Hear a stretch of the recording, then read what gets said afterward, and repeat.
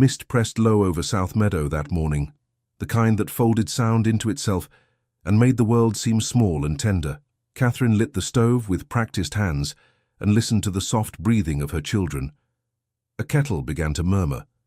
The old clock on the mantel ticked like a polite visitor. She washed with cool water from the basin and pinned up her hair. The glass showed her a clear brow, pale from months indoors, and eyes that had learned to keep their own counsel. She drew a shawl over her shoulders and stepped to the bed where Thomas and Eliza lay tangled in quilts. "Up, my lambs," she whispered, and the word warmed the cold. "The day will not wait for us." Thomas sat up at once, solemn as a little clerk. Eliza stretched, her ribbons slipping loose, and climbed into her mother's lap as if it were a chair she owned. Catherine kissed both foreheads. She loved that their hair still smelled of soap and sun, even in March. They washed and dressed without fuss. Catherine set porridge to simmer and brought out the single book she treasured, a worn volume of sermons bound in fading calfskin. The cover creaked when she opened it. On the first page, her own neat hand had traced the alphabet for little fingers to follow. "A for apple," Thomas said dutifully. "B for bread," Eliza chimed, proud to remember. Catherine smiled. "Today we shall learn patience, which begins, fortunately, with P." She wrote the letter on a scrap of brown paper, the kind she saved from parcels, and showed Thomas how to keep the tail of the P straight as a soldier. He pressed his lips together and tried very hard. Outside, crows made a ruckus in the hedgerow. A cart went by on the lane, wheels muttering on ruts, the driver not bothering with a greeting. The meadow beyond the cottage was washed in pearly light. Stubble from last autumn broke the ground like a bristle brush. In the lee of the stone wall, early cornflowers had dared the cold and bloomed blue as small skies. Catherine's gaze slipped, as it always did, to the door. The notice hung there like a frost. It had been nailed up 2 days prior by the steward himself, Lord Percival Ashcombe, with his riding gloves still on, as if the act demanded no intimacy. By order of the Crown Estate, the occupant of the illegal dwelling will vacate within 3 days. Trespass upon royal land will meet with prosecution. Signed and sealed, Percival Ashcombe, steward. Her name was not on it. No name at all. She was simply occupant, and that felt like another kind of dispossession. "May we go out after lessons?" Thomas asked without looking up, his tongue caught briefly between his teeth as he copied P, Q, and R. "Yes," she said, "but not far. We must keep together today." Eliza traced her own letters with chubby fingers. "Together," she said, bright as a bell. "Always," Catherine answered, and touched the bent silver locket that lay beneath her dress. It rested where it always had, on a ribbon near her heart, its hinge unwilling for years, its surface long since dented by the press of daily life. She never wore it where eyes could pry. She kept it under linen or hidden in her sewing basket, a thing to hold when the nights remembered how long they were. Breakfast was simple, but the children ate with the seriousness of those who know that food must not be wasted. Thomas stacked his bowl carefully. Eliza licked the last sweet smear from her spoon and asked, "When we go, shall we bring the kettle?" "We cannot carry everything," Catherine said, and made her voice a teacher's voice, not a weeping woman's. "We shall bring what is useful and what cannot be replaced." "What cannot?" Thomas's eyes searched her face. "Your health," she said. "Your kindness, your names," she rose, "and 1 or 2 other things." She lifted the trunk from beneath the bed. The leather corners had been rubbed nearly white by travel years before, when travel had a purpose and an end. She began to place inside it the folded garments, the mended stockings, the book. She chose the small toy horse, whose ear she had stitched back onto its head only yesterday with a thread that did not quite match. Thomas watched, hands clenched, as if the horse's place meant something absolute. "We will come back," Eliza announced firmly, as 4-year-olds do when they have not yet learned the grammar of loss. "We will go where we are meant to go," Catherine said, and that was both truer and kinder. There was a knock at the door, a single perfunctory rap, and then the latch lifted before she could respond. A young man in the steward's livery stepped inside without ceremony, hat in hand. He smelled of horse and damp wool. "By order of Lord Ashcombe, I am to see that you are preparing to vacate," he said, not unkindly, but with that steady indifference great houses taught their men. Catherine straightened, one hand on the trunk. "You may tell Lord Ashcombe that he has been obeyed. We will not be late." The footman's gaze flicked to the children, to the little stack of folded clothes, to the single pot simmering on the stove. Something passed over his face, uneasiness perhaps, or a memory of his own mother's kitchen. He bowed awkwardly and backed out. After the door shut, Thomas came to stand very close. "Will they take the meadow too?" "The meadow belongs to the crown," she said lightly. "But the wind belongs to everyone. The sky will not be commanded." She put a finger under his chin. "Do you understand?" He nodded, though she saw that he did not. The village kept its distance, not out of meanness, but because poor folk have learned that sympathy can draw a lash. One woman slipped 2 apples onto the stoop at dusk yesterday and fled before Catherine could thank her. The baker's boy whistled when he passed that morning, a tune calculated to be nothing at all, but the notes had a kindness in them. And still, when Catherine had gone to the well, conversation had folded up and tucked itself away. She squared her shoulders. She would not bow under this. She had bowed once at a time and place not far from a soldier's laughter and a parson's whispered prayer. She had been foolish enough to think that vows were a shelter stronger than stone. A different hand had torn that shelter like paper. That memory lived in her locket and in the silence she kept when she walked the lane. She braided Eliza's hair and tied it with the blue ribbon, the one that made the child's eyes brighter. She set Thomas to fetch kindling from the pile and showed him how to choose the smaller sticks that catch flame fastest. Domestic work steadied the air. The small sounds of a family in motion made a music that nerves could not disrupt. When the sun had lifted a finger width above the blackthorn hedge, Catherine closed the book and kissed the top of each small head. "We shall go out and take the air," she said. "We will say our goodbyes, quietly, only to those who can bear it." They walked along the eastern fence, the dew kissing their shoes, the thin frost giving way underfoot with a soft scritch. Eliza pointed at a lark and clapped when it lifted. Thomas asked if poppies kept their colour when pressed between pages. "If you are gentle," Catherine said. "Many things stay when we ask softly." At the break in the wall where the stones had slumped, a patch of cornflowers shook their blue heads. Eliza bent to them, but hesitated. "May we take them?" "You may take 2 each," Catherine said. "The meadow will need the rest." Eliza chose her pair with great ceremony. Thomas picked his with military efficiency, then added a poppy without being asked. He arranged them in his small hand, like a bouquet meant for a general. His seriousness made Catherine smile for the first time that morning, real and deep, the smile of a woman who has learned to accept gifts she cannot hold. They returned to the cottage. She set the flowers in the chipped cream jug by the window, and the room lifted at once as if light had been poured into it. She could almost believe that all this was a story the morning would forget. By noon, the trunk was packed. The sewing basket lay on top, its lid tied with string. Catherine pushed it down gently until the ribbon inside, blue, old, smooth with years, gave way. She paused then, without meaning to, and slipped her hand beneath the linen. Her fingers found the locket by touch. She pressed it once, quick and hidden, against her lips, and then let it fall back into its nest. "Are we ready?" she asked the air, because asking the children would make it real. "Yes," Thomas said, because he thought courage was the same thing as speed. Eliza nodded so hard her ribbon shook. Catherine tied on her cloak. She took up the trunk's handle. Its weight was the weight of choice. She breathed, steady. One last look around the small room that had been a world. The stove, the chair with the mended leg, the jug with flowers.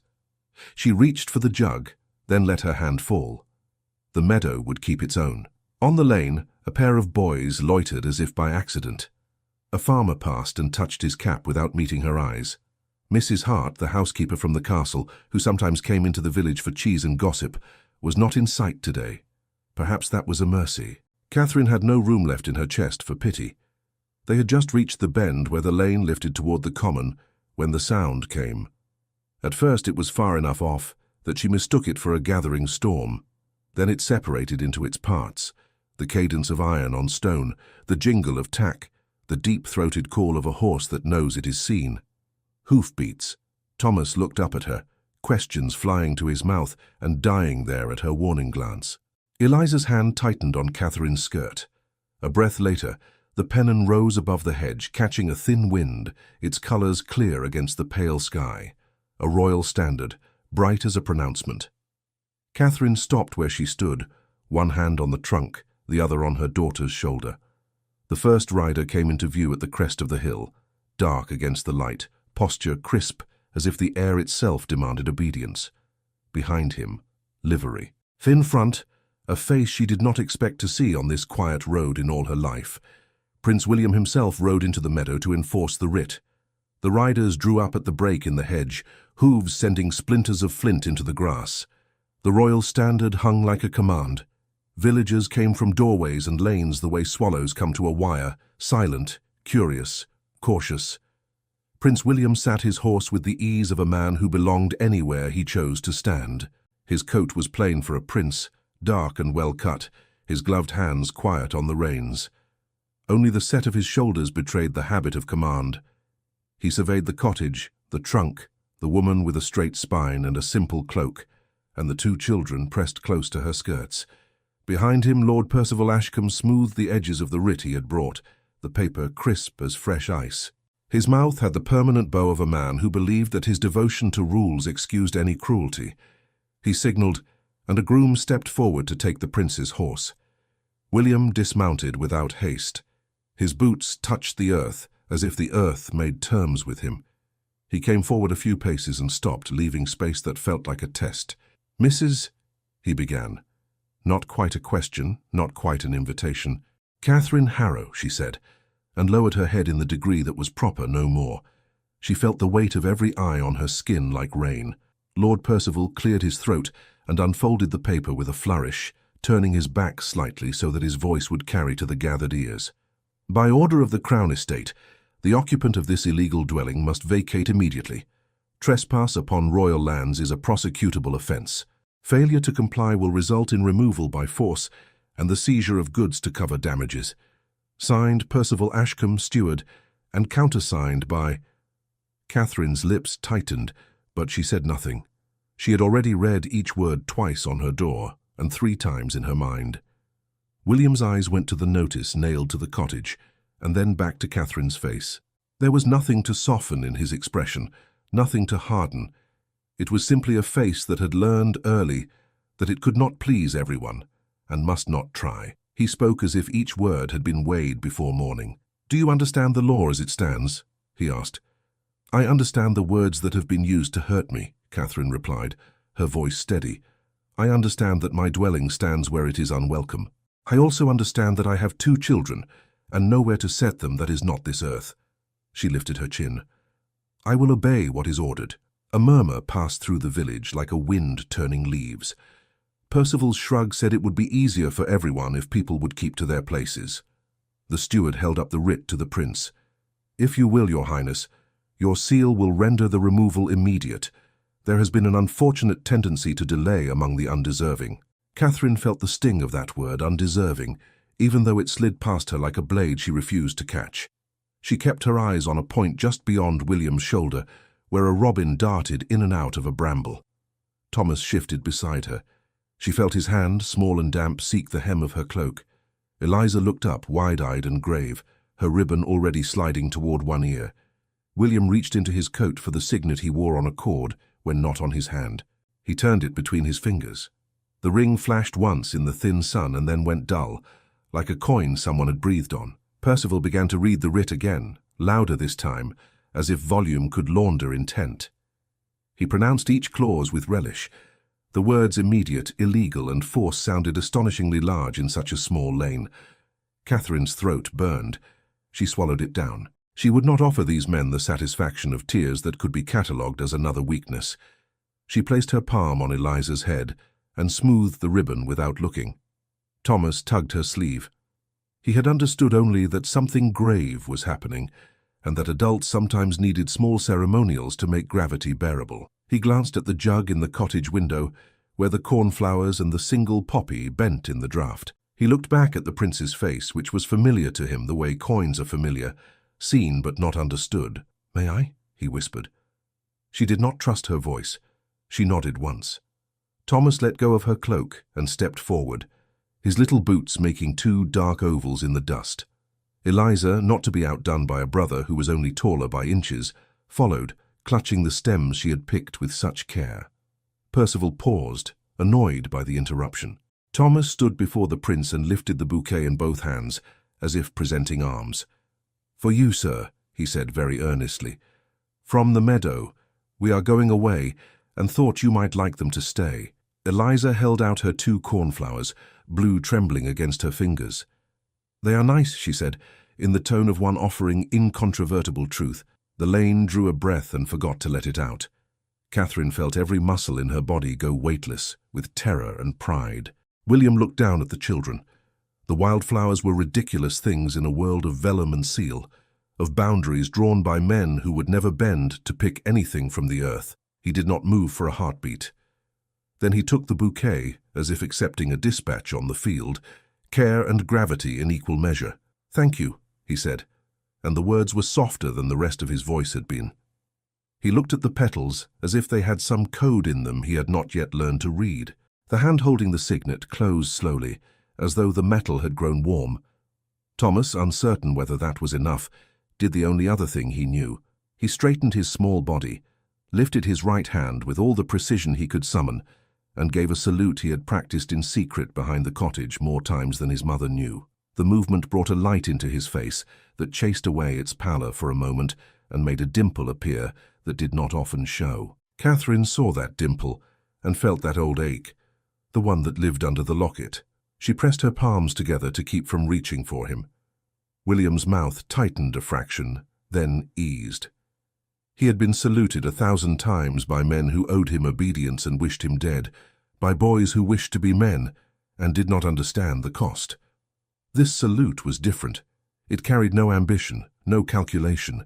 It was a child's offering of order to a world that had just buckled. Eliza, pleased with Thomas's courage, stepped closer still and touched the edge of the prince's coat, as if checking the quality of the cloth. "It is very smooth," she pronounced.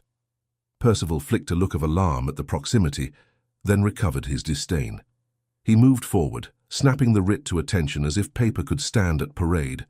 "Your Highness, if I may, time and precedent require—" Catherine found her voice. "Children," she said, "come back to me." They did, obedient, slipping to her sides like small birds finding a hedge. She set a hand on each head, felt the warmth of them, and wondered what warmth was elsewhere in the world for those who could command it through walls. Percival extended the writ again, his tone sharpened. "If you will seal it, sir, we can proceed. The cottage can be cleared by evening, the locks changed, the trespass ended. The law is the law, and sentiment is the enemy of good order." William's gaze went to the cottage with its neat step and its chair mended at one leg. He turned the signet in his hand until the crest faced the sky. The ring seemed much heavier than a minute ago. The flowers in his other hand did not look heavy at all, and yet one had already left a smear of red on his glove, where a poppy's dark heart had brushed the leather. He drew a breath that no one would have noticed if they had not been watching his chest. A crow shouted from the hedgerow, furious at something that had nothing to do with any of them. Percival's lips thinned. He gestured to the footman. "Remove the trunk.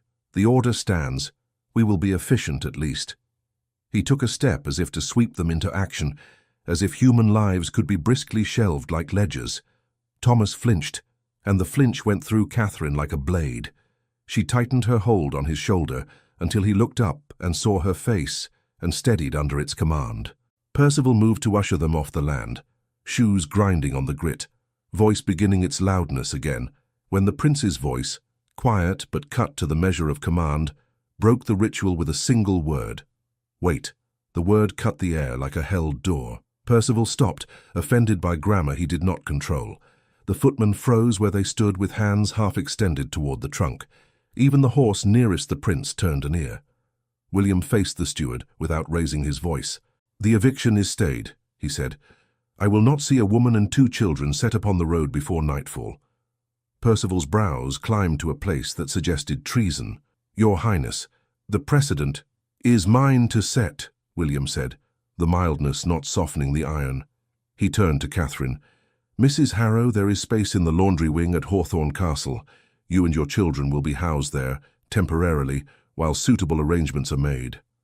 She held herself very still. The breath that wanted to be a sob came out as a word instead. "Thank you." She made herself add, "Sir." The villagers let their shoulders drop without moving their feet. Relief is a dangerous habit. They did not want to be seen in it. Still, an old man near the well crossed himself. The two boys at the hedge grinned at each other and then wiped the grins away with dirty hands, as if happiness might be read on skin.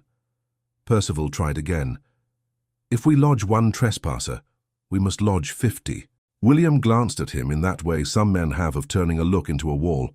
See to it, he said, and the discussion ended.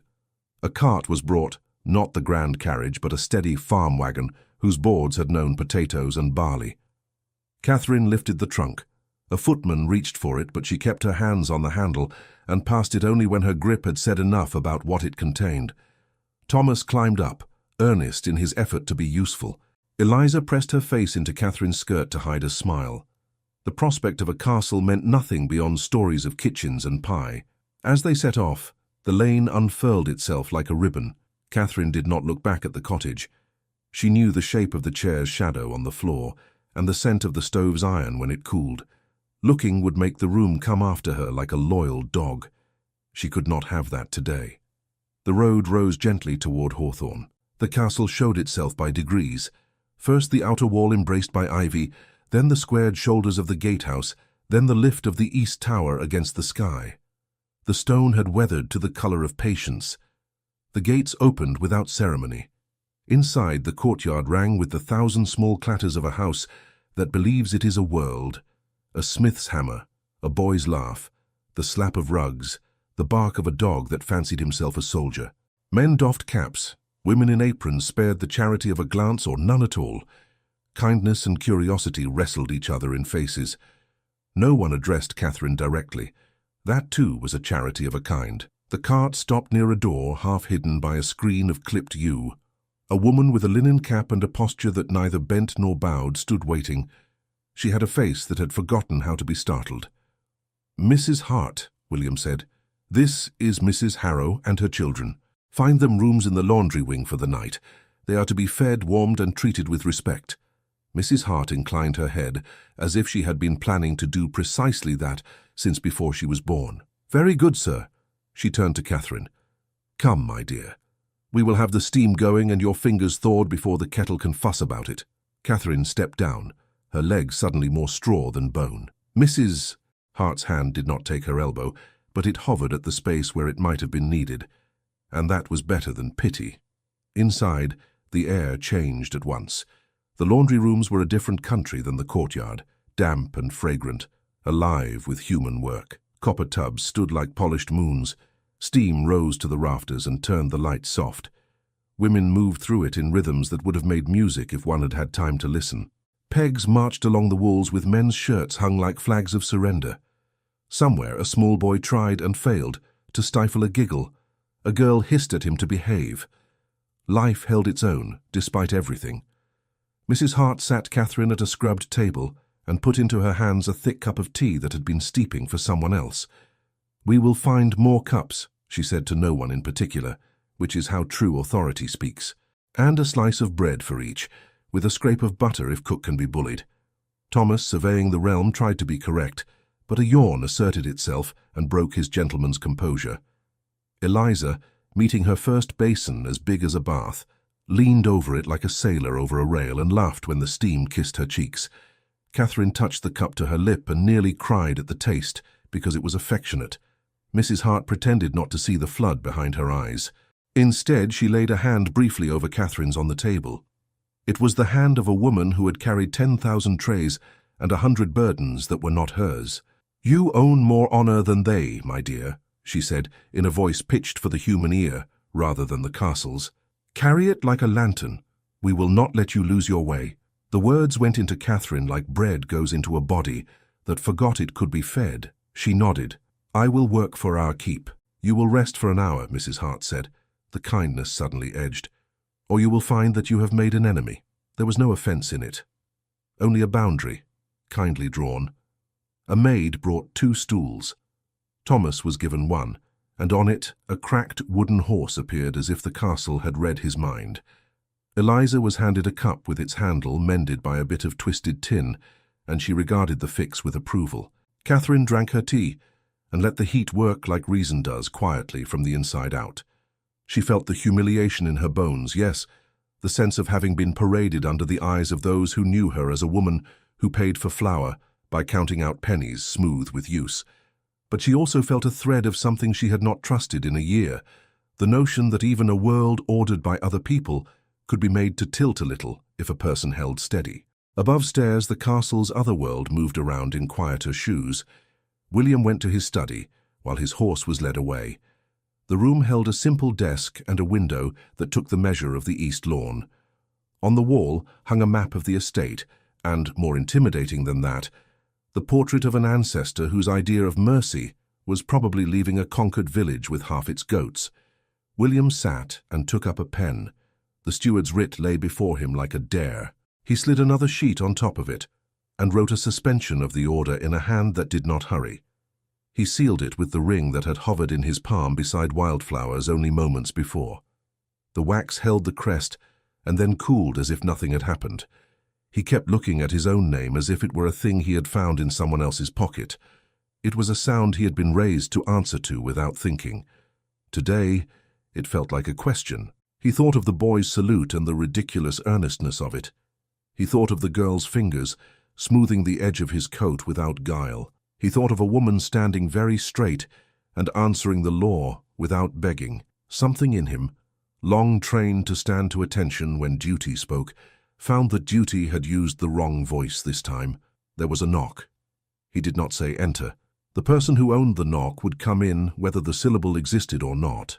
Percival stepped through with the air of a man who sets aside the outer weather when he crosses a threshold. He glanced at the sealed note and then at William's face, which had arranged itself into a neutrality that could withstand an army. "Your Highness," Percival said, "if we begin to delay enforcement for every woman with children, we will empty the principles that keep this house standing. They will fill the meadow again tomorrow." William tapped the edge of the paper with his forefinger, a motion small enough to be dismissed and large enough to hold a message. "We do not lose principles by using them for their purpose, which is not humiliation." Percival smiled as if at a joke told in poor taste. "Compassion is better spent on the deserving. That one has a way with the appearance of suffering. They do, you know, the clever ones. They come by dignity in much the same way people come by good coats." William's gaze lifted to Percival's and stayed there long enough that the steward shifted his weight. "That will be all," William said. He did not raise his voice. The dismissal was complete.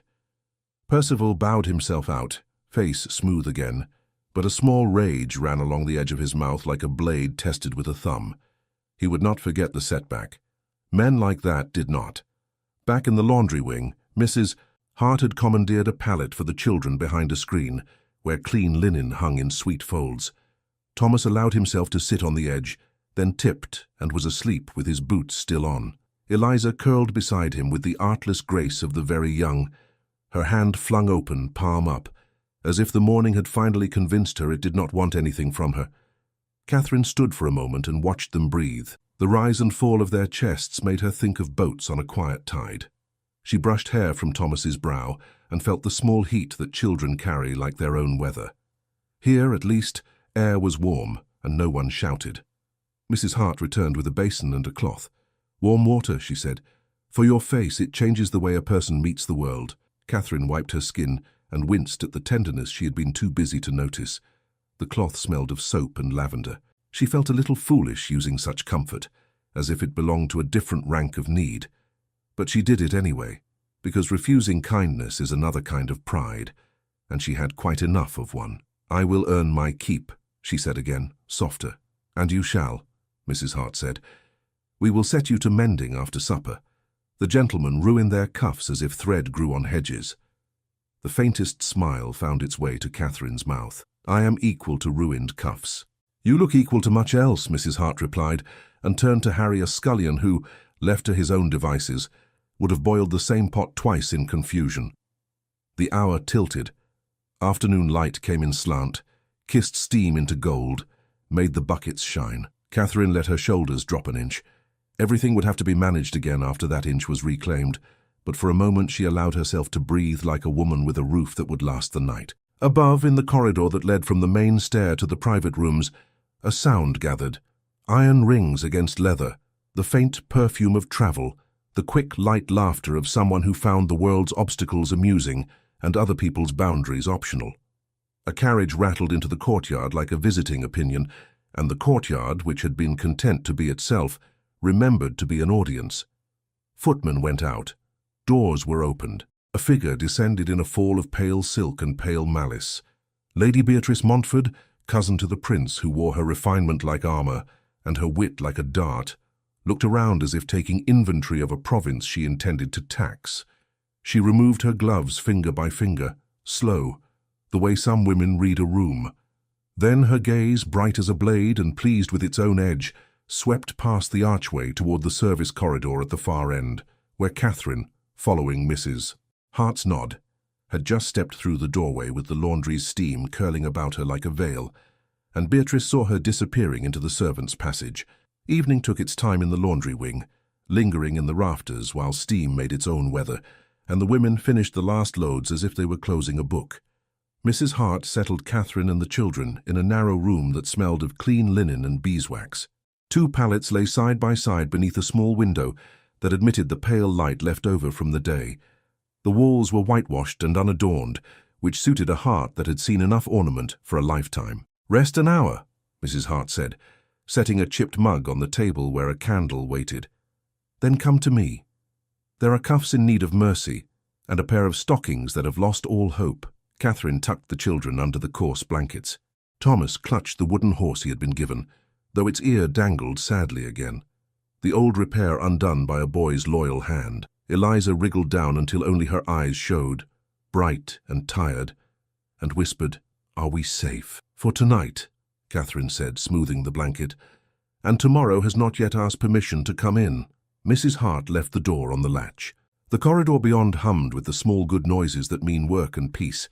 A broom's whisper, a kettle's sigh, the soft knock of wooden pegs as laundry bags settled on them. Catherine sat for a moment and listened as if to a lullaby. When she rose, she found that someone had set a small tray on the table without making any ceremony of it.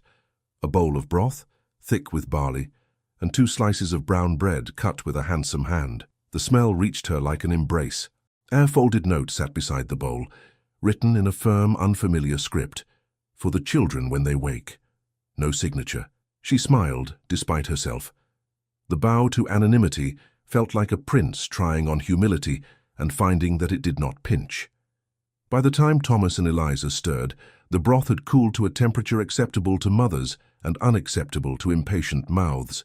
They ate, and then, nearly at once, the deep sleep of the young claimed them again. Catherine sat by the small window and mended an apron she had offered to a laundress in exchange for its use.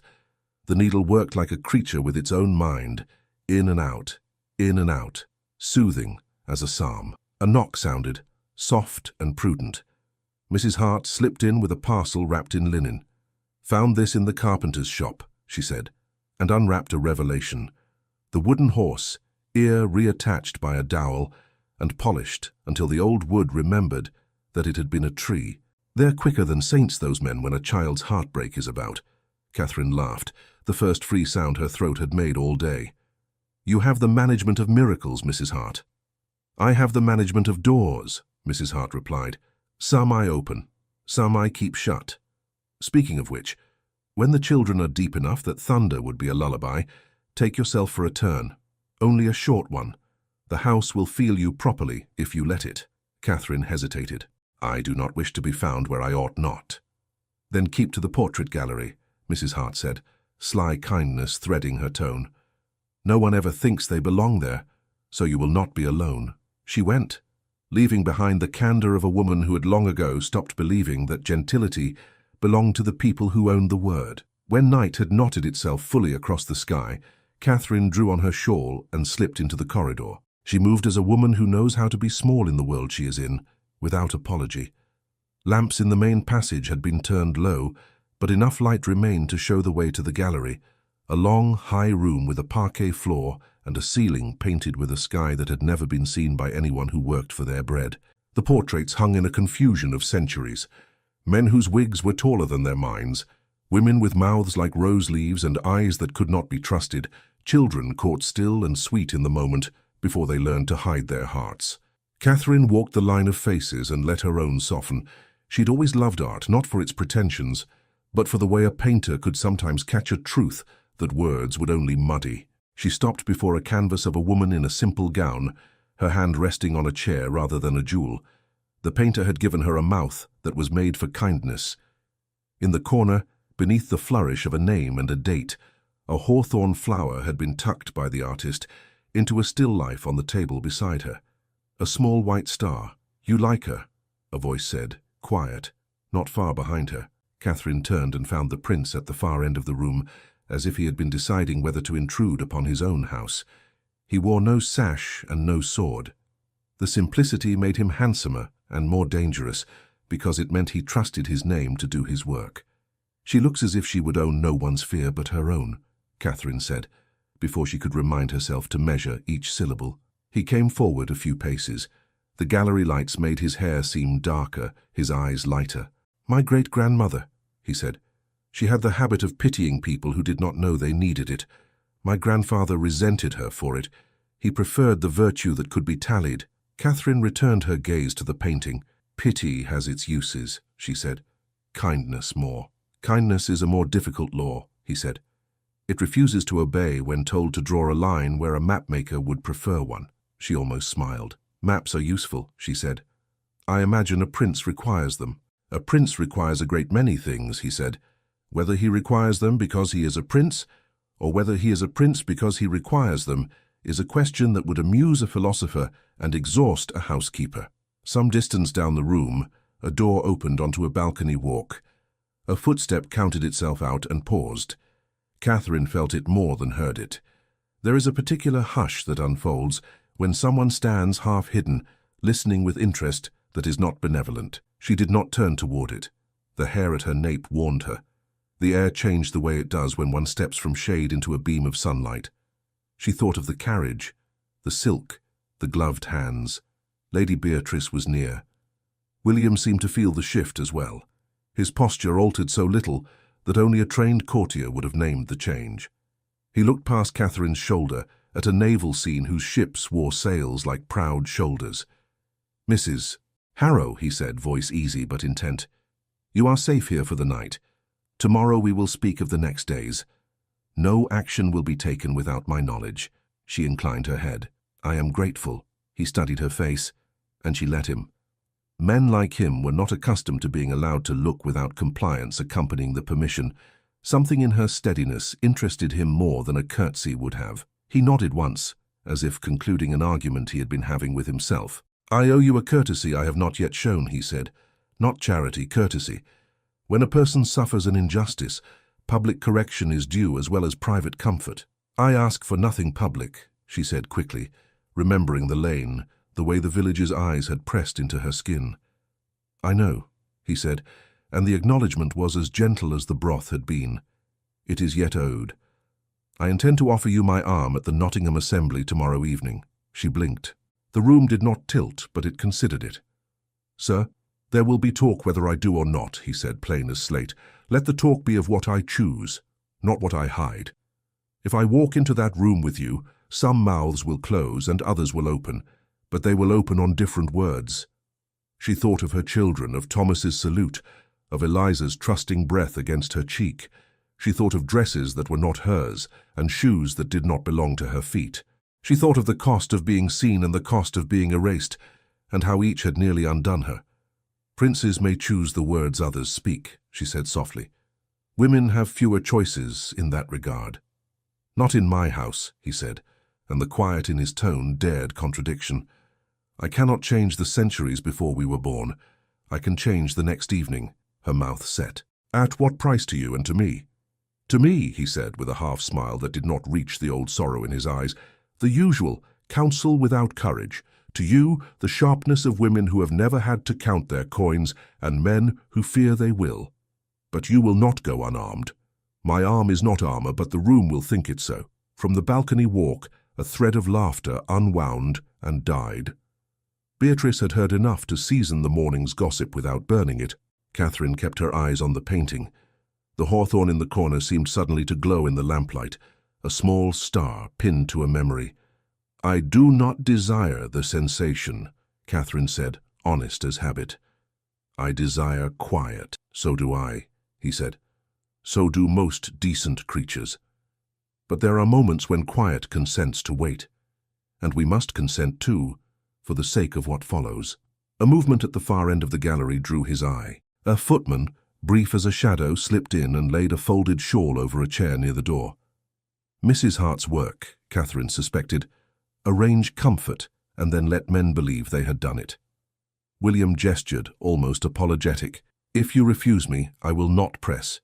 If you accept, I will send what is needed. Nothing grand, only what is necessary to keep other women from thinking they may insult you with impunity. She heard the sentence beneath the sentence. Protection, dressed as propriety. The prince was not offering a dance, he was offering a shield. Why me? She asked, before she remembered that such a question could be taken for vanity. His answer surprised her with its simplicity. Because I gave an order without thinking, he said.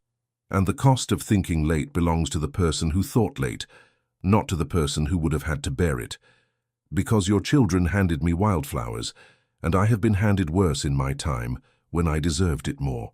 Because, he added, as if the word were a pebble that had to be set down, it is right. The balcony step retreated like a cat that has learned what it wanted. Beatrice would dine on this for a week and still find herself hungry.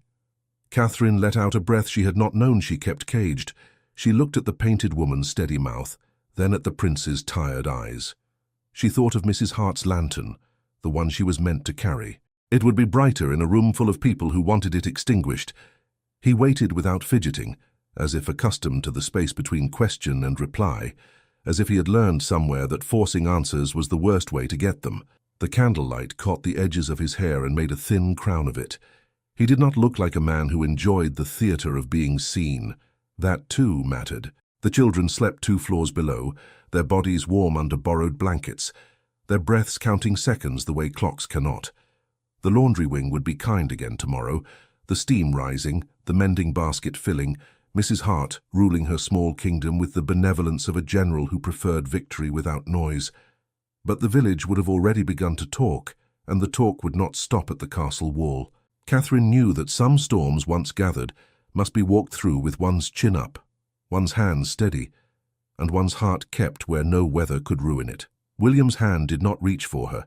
He simply stood there and offered the only thing a prince can offer without expense and with immeasurable cost, his name in the sight of other names. The gallery waited. The painted eyes watched. Somewhere, a clock finished the work of marking an hour. He said, again mild and immovable, "Come with me to the assembly." Catherine lifted her eyes to his, and she must answer. "Yes," Catherine said, the word plain as bread and twice as necessary. "I will go." Mrs. Hart received the news as if she had been expecting it since morning. Before Catherine had found her room again, a maid was already on her heels with a bundle tied in blue ribbon and a box that smelled faintly of cedar. "Do not argue," Mrs. Hart said, forestalling protest with a raised palm. "You are doing the house a service. We will do you one in return." Inside the bundle lay a gown of dark green silk, plainly cut but well made, the kind of dress that lets a woman's dignity speak before her poverty does. A pair of gloves, cream but not new, had been mended at the seams by a hand that cared more for utility than for show. Shoes followed, modest heels, the leather softened by someone else's steps and ready to learn hers. Catherine ran her fingers over the fabric and was glad of the color. Green suggested life rather than opulence. In the mirror, a small one with a spot of fogged silver in the corner, she gathered her hair and smoothed it into order. It seemed a pity to hide its softness, but the shape suited the gown and the occasion. Mrs. Hart's comb, a plain tortoiseshell, held everything where it ought to be. "You will be seen tonight," Mrs. Hart said, fastening the last hook with deft fingers. "Stand the way you did before the portrait. Breathe. Let them think what they like. Your own thoughts are not theirs to arrange." "Do I look as if I belong?" Catherine asked. "You look as if the room will have to make room for you," Mrs. Hart said, and smiled, and handed her a shawl for the carriage. Thomas and Eliza woke in time to see their mother transformed. Thomas stood very straight, which was his way of showing admiration. Eliza put both hands to her mouth and whispered, "You are a lady." "I am your mother," Catherine said, and kissed them, and left them with Mrs. Hart and a maid who understood that children sleep best when adults do not make a marvel of it. The carriage waited in the courtyard, lamps lit, horses eager. William was punctual. He wore black, the severity of it softened by a linen so finely laundered it might have been light. He offered his hand to help her in, then thought better of the formality, and offered his arm instead, which felt less like display and more like partnership. She took it, and the step up into the carriage felt like a step onto a small stage from which one cannot depart without being noticed. They did not speak much on the road to Nottingham. The dark rolled past the windows in patient fields. The quiet between them was not empty. He said only when the town's lamps began to show themselves, "If at any moment you wish to leave, you have only to say it." "I will say it if I must," she answered, and turned her hands palm down in her lap to keep them from showing they had begun to tremble. The assembly rooms were already full when they arrived. Carriages queued along the curb like opinions. Inside, chandeliers hung low and bright, spilling their borrowed light onto a floor polished to the shine of virtue in a sermon. The music, a string quartet tucked under the gallery, threaded through the chatter like silken twine binding a package nobody wanted to unwrap yet. At their entrance, sound did not cease, as it sometimes does when a crowned head appears, but it did shift. Conversations changed their posture. Some backs straightened, some gazes darted and then pretended they had been looking elsewhere all along. William's arm kept its easy place beneath Catherine's hand, as if it had been there every day of his life. The master of ceremonies performed a small bow in their direction. William acknowledged him with a nod that said both yes and enough. Catherine felt her heart count its way past the astonishment of being in such a room in such a dress, with such a companion. She noticed details, because details have always been a friend to the frightened. The way the candles guttered near a draughty door, how the papered walls had been touched up where elbows had made a history, the scent of beeswax and perfume layered like sheets on a bed. Lady Beatrice was quick to appear. She had chosen white, as if to enact a parable about purity without preaching it. Pearls lay at her throat like a chain she did not find burdensome. She smiled at William, a smile trained to mean affection and ownership at once, and then let her gaze slip to Catherine with the slow appraisal one gives a painting hung higher than one is prepared to admire. "What a noble gesture, cousin," Beatrice said sweetly. "One admires a prince who remembers his tenants." "I remember my guests," William said, too courteous to be called curt. Beatrice's brows lifted by the smallest degree. She turned to Catherine. "Mrs. Harrow, is it? How charming. Your gown is nearly perfect. If only the hem no matter." Her eyes crinkled in false kindness. "Do not be nervous. So few of us notice anything at all." Catherine met her gaze steadily. "How fortunate for those who depend upon being unnoticed." A small spark kindled in William's eye, quickly banked. Beatrice's smile sharpened, then softened, the way a blade looks harmless when sheathed. Lord Percival Ashcombe hovered nearby, ostensibly admiring a floral arrangement, but truly arranging the evening's floral gossip.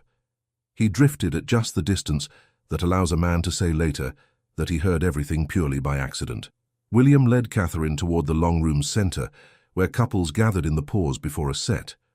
The floor became a stage more openly here, and Catherine found her breath, set it carefully in her chest, and held it at the level of composure. He bowed. She curtsied. They engaged. Their dance was not the kind that encourages conversation. It was the kind that makes conversation impossible, and thus spares a couple the obligation.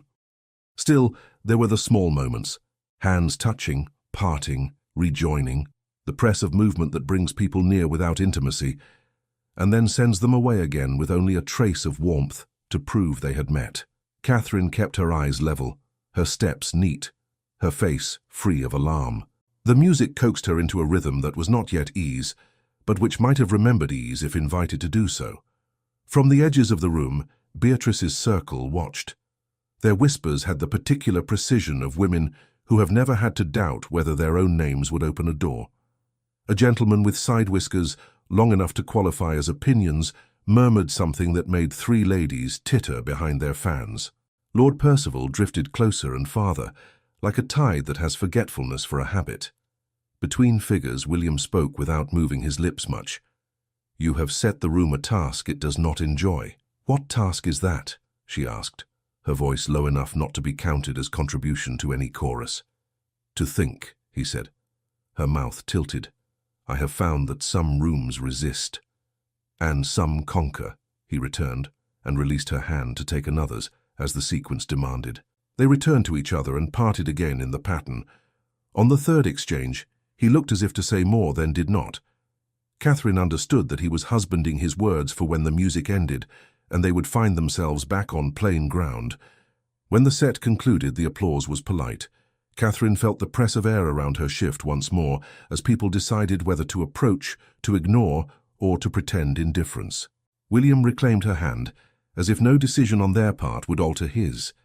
He guided her toward a quieter end of the room, where a tray of lemonade stood, and where the less predatory of the assembly found relief from the heat. It was here that a man of 60 years or so, with a fringe of white hair like the down on a thistle, and a face that had taken on the shape of kindness through constant practice, paused with his glass half raised. His gaze went from Catherine's face to William's and back again, and in that movement something like recognition flared, then hid itself as if he had stumbled upon a memory not yet ready to be seen in public. He set down his glass, wiped his hand on a handkerchief as if to make his palm fit for something solemn, and stepped closer. "Forgive an intrusion," he said, bowing to William without civility, and to Catherine with a warmth that did not presume acquaintance. "I am Silas Penryn, vicar of Hawthorne Ridge. I have been told I am due at this assembly whenever I terrorize my parishioners by coming to town." Catherine's hands tightened on her gloves until the seams protested. She knew that name, or rather her bones knew it. Hawthorne Ridge. Ridge. The word ran over her like a shadow and then stopped, puzzled by how it could cast itself indoors. William greeted him with a nod that was both formal and fond. "Reverend." Penryn's eyes rested again on Catherine. "Madam," he said gently, "forgive me. You resemble someone I once knew. Years wear faces into one another until they become a family, and I may have been fooled." Catherine's mouth opened. No sound emerged. The room seemed suddenly much too bright. Penryn took a breath. He fixed his gaze on a point just to the right of her shoulder, as if focusing on memory required him to look at a past no one else could see. "There was a chapel," he said softly, almost to himself. "A winter evening, a hawthorn bloom pressed into a prayer book long out of season, a young man whose coat did not match his bearing, a young woman with a straight back that would not bend for poverty. Forgive me, I have made a fool of myself." Catherine felt the world tilt and settle, tilt again, as if the floor had become a boat. Her hands let go of the gloves without her permission, and they fell, quiet as moths, to the polished parquet. William had not moved, but stillness can be as loud as a shout. The muscle in his jaw made itself known. He said nothing at all. Penryn, recovering his manners, bent and retrieved the gloves. He placed them on the edge of the tray as if gloves needed rest like any living thing. Then he looked up at Catherine and saw the way the color had slipped from her face and left her eyes too large. He took a small step nearer. His voice lowered again, not for secrecy, but for tenderness. "Forgive me," he whispered. "I ought not to have spoken here. The memory is mine to misplace, not yours to carry again." Catherine's lips shaped the parson's name without sound. He who had christened hundreds and married dozens and buried too many knew the shape made by a mouth when it forms a name it has not dared call for years. Across the room, Beatrice saw the tableau and pricked up her delight like a dog that hears the pantry door. Percival, catching the scent second-hand, moved with lazy care toward a better vantage, his expression of affable concern wrapping itself around sharp eyes. The quartet reached the end of a tune, paused, tuned again, and began another as if music could drown the blood's sudden clamor. Penryn, compelled by a conscience that had always preferred truth to comfort, murmured one more sentence, as if laying a ribbon upon a grave. "I recall the hawthorn, madam," he said. "It was out of season because he said love did not need the calendar's permission." Catherine turned, the room tilted, and the music stuttered to a halt. William did not reach for Catherine. He did not need to. A look passed between them that was not yet consent and not yet refusal, only recognition that the room had ceased to be a room and had become a trial. He placed his hand, light and steady, at her elbow, and guided her toward the nearest door as if they were merely seeking air. The master of ceremonies pretended to notice a draught and flung the doors wide, and the quartet, brave in the face of confusion, took up a brighter tune than the moment deserved. In the corridor, the night made itself known through glass, stars like pinpricks in velvet, the moon holding back her light as if to let mortals have the stage. Catherine drew breath as if she had been underwater. Penryn had followed, hat in hand, a man aghast at his own memory. "I beg pardon," he said, voice rough with remorse. "I ought to have written to you long ago if writing could find a person who did not wish to be found. The chapel keeps better secrets than I." "The chapel," Catherine repeated, as if the word itself were a book she had mislaid and suddenly discovered under her own hand. "I am lodged with Canon Fielding this night," Penryn said, "but the register, the old one, is at Hawthorne Ridge, locked as it always was." He glanced at William. "Locked but not beyond malice." William's mouth hardened. "Go back to the castle," he said to Catherine, gentle, commanding itself to be command. "I will see to this." "No." The word surprised even her with its shape. "I will see to it too." Penryn, who had spent his life telling the terrified to be brave and the brave to be careful, nodded once. "I will ride," he said. "The key is in my keeping." William looked at him, and something like relief crossed his face. "I will ride as well." "We will meet there." He turned to Catherine. "Go to Mrs. Hart. Tell her only that you are safe and that I will return before dawn." And Catherine, he said her name as if he had been avoiding it for years and had run out of avoidance. "Do not fear that you are alone." He bowed, formality used like a cloak to cover too much feeling, and was gone. Beatrice drifted into the corridor a moment later, all concern sweetly edged. "Is our dear guest unwell? These rooms can be overwhelming, particularly if one is unused to such company." Catherine had found her breath again. "I am going home," she said. Beatrice's smile thinned. "To the laundry? How domestic. Home is where my children sleep," Catherine said, and left her standing with the exact number of syllables that would stick like burrs. The carriage returned her to Hawthorne quickly, as if horses, too, understand urgency when it is honest. The courtyard lamps made islands of gold. The laundry wing's door was on its latch as Mrs. Hart had promised. Inside, the steam country was quiet now. Copper tubs dark as moons in eclipse, pegs standing like trees in a winter orchard. In their small room, Thomas and Eliza slept the way the forgiven sleep. Catherine knelt beside them and laid her hand on each warm back. "I am here," she whispered to their dreaming.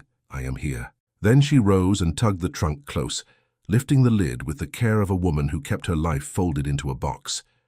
She found the sewing basket and untied its string. Beneath the linen, beneath the mending, beneath the thimble, beneath the last of the blue ribbon, her fingers found the locket by touch.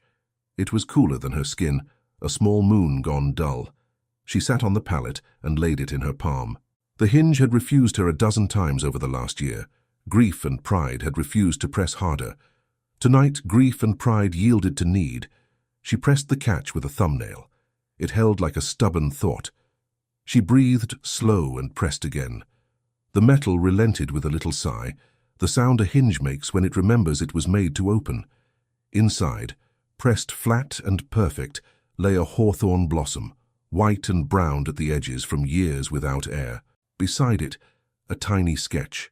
Lines confident and unself-conscious as if the hand that made them had been more certain than the life that followed.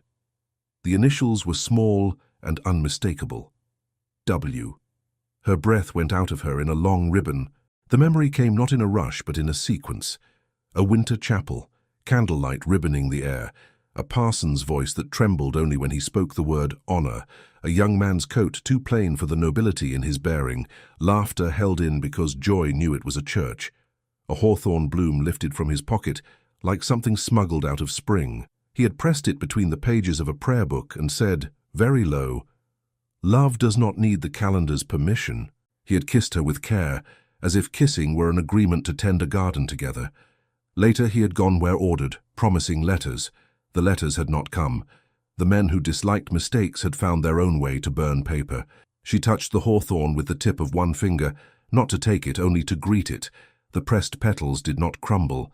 They had learned to endure. Catherine closed her eyes. Behind them rose the shape of the man in the ballroom, the set of his mouth holding back apology and ardor, the steadiness of his hand at her elbow when she could not stand a second more of being made of glass. The sketch's initial blurred and then cleared. W existed. He had existed. The moment had been real, and so had the promise. The theft of it had not managed to make it nothing. A sound in the corridor, a footstep halted before politeness demanded it move on. Mrs. Hart knocked once and came in, shutting the door quickly behind her. "Tell me in 10 words," she said, "because I have 30 tasks and only 20 of them can be told to wait." "Reverend Penryn remembers," Catherine said. "The register is at Hawthorne Ridge." Mrs. Hart's eyes sharpened.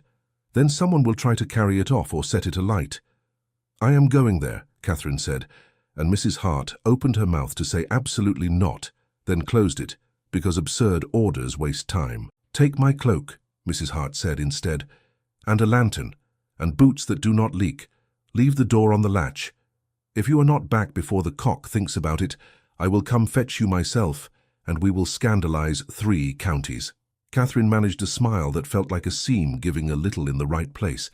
She put on the cloak, heavier than her own, and the boots, which fit as if kindness had a size. She tucked the locket into the ribbon at her throat. She bent over the children and let her lips rest in their hair a heartbeat longer than prudence allowed. At the far edge of the castle yard, the small gate that led to the lane stood half open, the way servants leave a gate when they intend to return soon and do not wish to wrestle with iron twice in one night. Catherine slipped through. The air outside had the clean bite of a night that means nothing ill. The moon held her light. The hedges kept their counsel. She lit the lantern only long enough to clear the first stretch, then closed its shade and walked by memory. Paths learned in daylight do not betray you at night when your reasons are sound. Hawthorne Ridge lay 2 miles beyond the village, up a slope that had never tired of calling itself a hill. The chapel squatted at the top where the wind could not knock it down because it refused to acknowledge wind's authority. As she walked, she spoke to fear as she would to an anxious child. "You may ride in my pocket, you may have your say, but you may not choose the road." Her feet found the ruts, because ruts are made by going the same way for good reason. In the assembly rooms, after Catherine left, Beatrice found Percival near the lemonade tray and murmured the words that feed small evils: Hawthorne, chapel, register. Percival's face practiced astonishment and landed on something uglier. He excused himself to no one and strode out, the look of a man whose doctrine had been challenged and who intended to protect it with fire if necessary. By the time his horse was brought around, his mind had measured the road. He gave quick, careful instructions to a rider whose loyalty he had purchased with opportunities and threats. "Hawthorne Ridge Chapel," he said, low. "An old register. Bring it to me. If you cannot bring it, make certain no one else can read it. Do not be seen. If seen, do not be known." The rider nodded with the economy of someone who understands that long speeches complicate simple sins. He put heels to his horse and plunged into the dark. William, in the assembly yard, had already swung into the saddle by the time Percival's man cleared the edge of town. He did not bother with a groom. His horse knew his hand and did not need anyone's permission to run. He bent low and let the wind take the taste of the evening out of his mouth. Say Prince's road is usually smooth because men smooth it. Tonight the road took itself as it was. Ruts, stones, the occasional rabbit impudently living. And William accepted it as instruction. Catherine kept to the hedgerows. At the lane's bend, where carts always dropped their wheels into the same hollow, she paused and listened. The night told her what it always tells those who have learned to be quiet. The brook's small proclamation, the fox's neat scold, the far-off complaint of a hinge on a gate no one oiled. Then, faint but growing, the sound that changes decisions into facts. Hooves, not one set, 2, and not together. One from the east, the castle way. One from the south track, the way a man would come if he did not want to pass through the village and be seen. Catherine drew a breath and turned her face toward the ridge. The lantern shuttered at her side, the locket warm against her skin, as hooves thundered from opposite directions. William from one side, Percival's man from the other, racing toward the same chapel. The chapel at Hawthorne Ridge crouched against the night like a small, stubborn animal.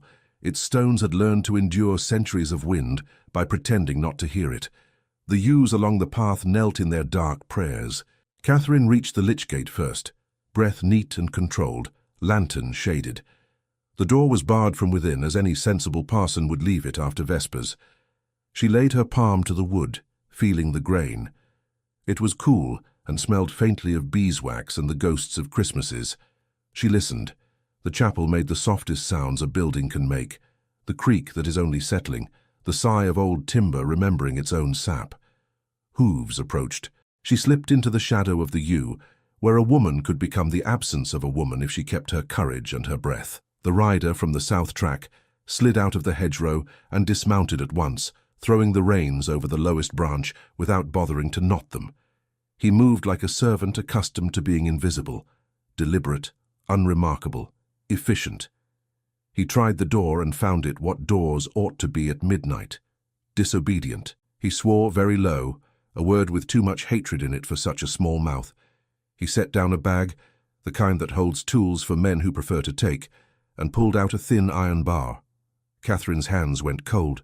He worked the bar into the old iron staple with an intimacy born of practice. The staple groaned but did not yield. He backed off and walked the stone perimeter with the patience of a burglar reading a poem. He found the vestry window and tested its leaded panes with the smallest pressure. The diamond glass muttered. He reached into his bag again and came up with a cloth-wrapped shape that, when unwrapped, proved to be a small bottle of spirits and a twist of tinder. Catherine moved before her sense could call her back. "Leave that," she said, stepping out of the yew's dark shelter as if she had stepped out of her own breath. The man spun, eyes white for a heartbeat, then narrowed. He took her in, cloak, shawl, plain face lit by the lantern's shy eye, and weighed the usefulness of politeness. He chose none. "Be off," he said. "Church business." She shook her head. "It is my business. Nothing in a church is a woman's business," he said, and smiled like a boy carving initials where they ought not to be cut. "Your master will be ashamed of your sentence," she answered. "He has more cleverness than that." The smile flattened. "What master?" "The one who does not sign orders," she said. "The one who prefers smoke to ink." He moved toward her, not quickly, but with the certainty of a man who thinks fear will widen the path. Catherine drew back a step to avoid his reach and let the lantern's light fall full on his face. She knew him, not in his name, which was a luxury, but in his type, the servant who loves power on loan more than the master who lends it. Hooves again, this time hard from the east. The rider came up the lane like an answer called by its question. William drew up in a scatter of gravel and was on the ground before his horse had decided how to be still. He took the measure in 3 glances. Catherine, the man with the bar, the spirits, the door. He did not shout. He did not need his voice to be loud to make the night obey. "Step away from that window," he said. The man considered the odds and found them unflattering. He backed off, bag in hand. "I'm here for the parson," he tried, as if that sentence could be made respectably shaped by saying it. "I am the parson," came another voice, and Reverend Penryn, having ridden as if his hundreds of sermons had been practice for this one act of speed, walked up with his key already in his hand. He was out of breath and did not mind being seen in that condition. "And I will thank you not to make me late for my own burglar." He turned the key. It entered the old lock like forgiveness. The bolt slid back. He stepped inside and struck flint to tinder for a candle. William gestured and Catherine entered, the lantern now unshaded. The thief, servant really, hesitated a fraction too long, then chose to follow, because a coward hates being left alone more than he loves being unseen. The chapel swallowed them and made them small. The air was sweet with old wax and older wood. The register lay where it had always lain, on the small oak table near the font, bound in leather darkened by hands and centuries. Its clasp had not been closed precisely because Penryn had last used it in honest haste and believed in locks less than he believed in people. He reached for it. The servant moved faster. He knocked Penryn's wrist with the iron bar, not to break but to bruise, enough to slow a good man's hand. The register slid. A candle tottered on its brass stick, then fell. Wax spattered the page edges like a rash. The tiny fire gloved the floor where oil had dripped a dozen Sundays ago. The servant's eyes sparked with relief. Fire makes easy work of shame when shame lives on paper. William crossed the distance in 2 strides and put his boot on the fallen candle, grinding flame without ceremony. But the register had skated to the edge of the table, and the first page, a family of births from 1810, pouted over the brink. The servant reached for it with the confidence of a man who intends to say later that the wind took it. Catherine did not think. She put her palm flat on the leather and held. The servant, thwarted, flung his hand sideways toward the remaining candle as if he could shame fire into helping him a second time. "Enough," William said, and caught the man by the wrist. His grip had the long memory of sword drill in it. He did not squeeze hard. He squeezed right. The iron bar clanged to the floor. Penryn, recovering his breath and his indignation, drew the register to his chest with the protectiveness of a grandfather lifting a child. "In the vestry," Penryn said, because sanctuary does not argue, it acts. He led the way and set the register on a table that had been used for bread dough when women had brought such relief to the church as priests forget to award them. He opened the book with a reverence that had nothing of idolatry in it. The pages spoke at once, in the whisper of old paper and the black tidiness of the long-ago clerk, of names, dates, promises made under heaven. He turned to the year, then the month, then the day. His fingers did not tremble now. He found the place as a man will find his own front gate in fog. "There," he said, "there." Catherine leaned in, light pooling over the ink that had been laid down on a winter evening by a hand that had wanted to get everything right. The names were smaller than she remembered, but the truth was bigger. Catherine Harrow, William Hawthorne. The word lawful written in the same uncompromising hand that had written them all, refusing to despise the poor and refusing to flatter the rich. Reverend Silas Penryn, rector, Hawthorne Ridge. Her breath broke quietly. William's hand came to rest on the table's edge, not touching the book, as if he feared adding even the weight of his skin to its load.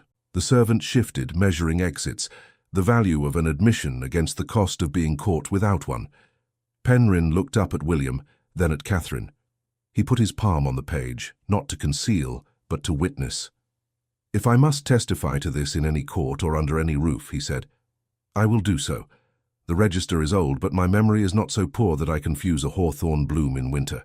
The servant's eyes flicked to the door. William let him see the door and also his own body between the man and the night. "You will walk with us to Hawthorne," William said. "You will tell the steward that you failed to disgrace your office. You will hand him back whatever coin he gave you to buy a candle for a church and a lie for the dark. The man made the face men make, when their doctrine meets a larger one." He swallowed. "I do not know the steward," he lied without genius. "You know the color of his horse," William said. "You know the smell of his leather, because he lets you hold his gloves for too long." The truth landed. Men who like to own other men have these habits. They perfume their tyranny and call it favor. Penryn closed the register long enough to carry it himself back into the small nave. There he set it on the table and took up a pen. "An affidavit may begin as a letter," he said. "Later we will fetch witnesses and seals. Tonight I will write what I saw when I was a younger fool." He wrote, the nib scratching like an insect content with its work. Catherine stood steady, lantern light shaping the small world into a place where a person could keep her balance. She felt the fear behave itself. It did not go away. It sat where she had told it. She watched William watching the parson's hand, and in his face she saw not triumph but grief for time misused, for letters not read, for years that had believed themselves necessary and had been, instead, cruel. The servant took a step, one of those steps that intends to become 3 steps, then 5, then flight. William did not look at him. "If you run," he said, conversational as a man asking for more salt at supper, "I will send Beadle Hart to fetch you, and he fetches nothing gently. Stay. Think what you will. Learn something." The man stayed. He watched the parson write and did not know what he was learning. Perhaps later he would. Penryn sanded the affidavit and blew the grit away. He folded the paper and handed it to Catherine first. "Read it," he said, "because women are always made to sign what they have not read." And he refused his church that sin. She read. The lantern gilded the words mercy and law until they looked like kin instead of quarrels. She nodded. William read next, mouth tightening again at some loss the sentences represented. He nodded too. Penryn enclosed the paper and tied it with thread that had once fastened a packet of tea. Every scrap repurposed in service of a better thing. "Now," he said, voice lighter only by a hair. "The sensible part. How to keep this safe from a bonfire." "We will take it to Hawthorne," William said.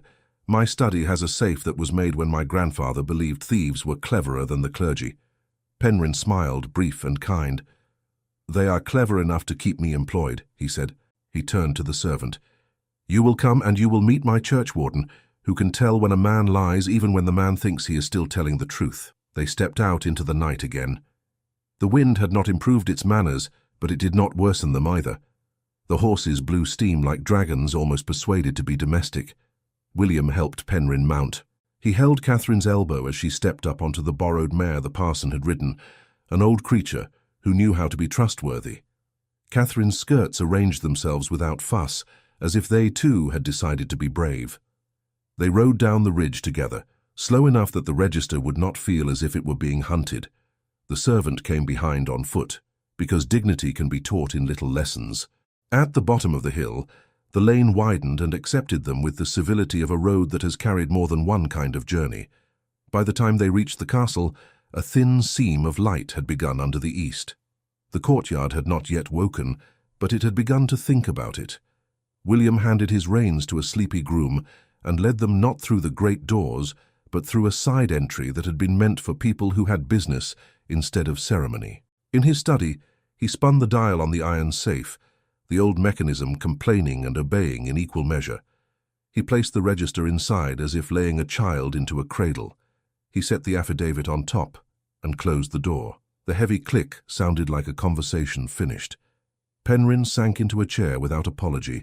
He took off his hat and put it on the floor beside him, the way a man does who intends to respect even his own hat when truth is in the room. "I am sorry," he said, looking at Catherine, "that I was late, that I am old, that I did not batter down doors with my sermons when doors were being shut against you." "You baptized the first light of my life," Catherine said, and surprised herself with the sentence, because she had never said it aloud. "You have done enough for me tonight to cover many late mornings." William stood by the hearth without leaning on it, though he looked as if he might have liked to lean. There was tenderness at the edges of his face now that could not hide entirely when weariness made it impatient with propriety.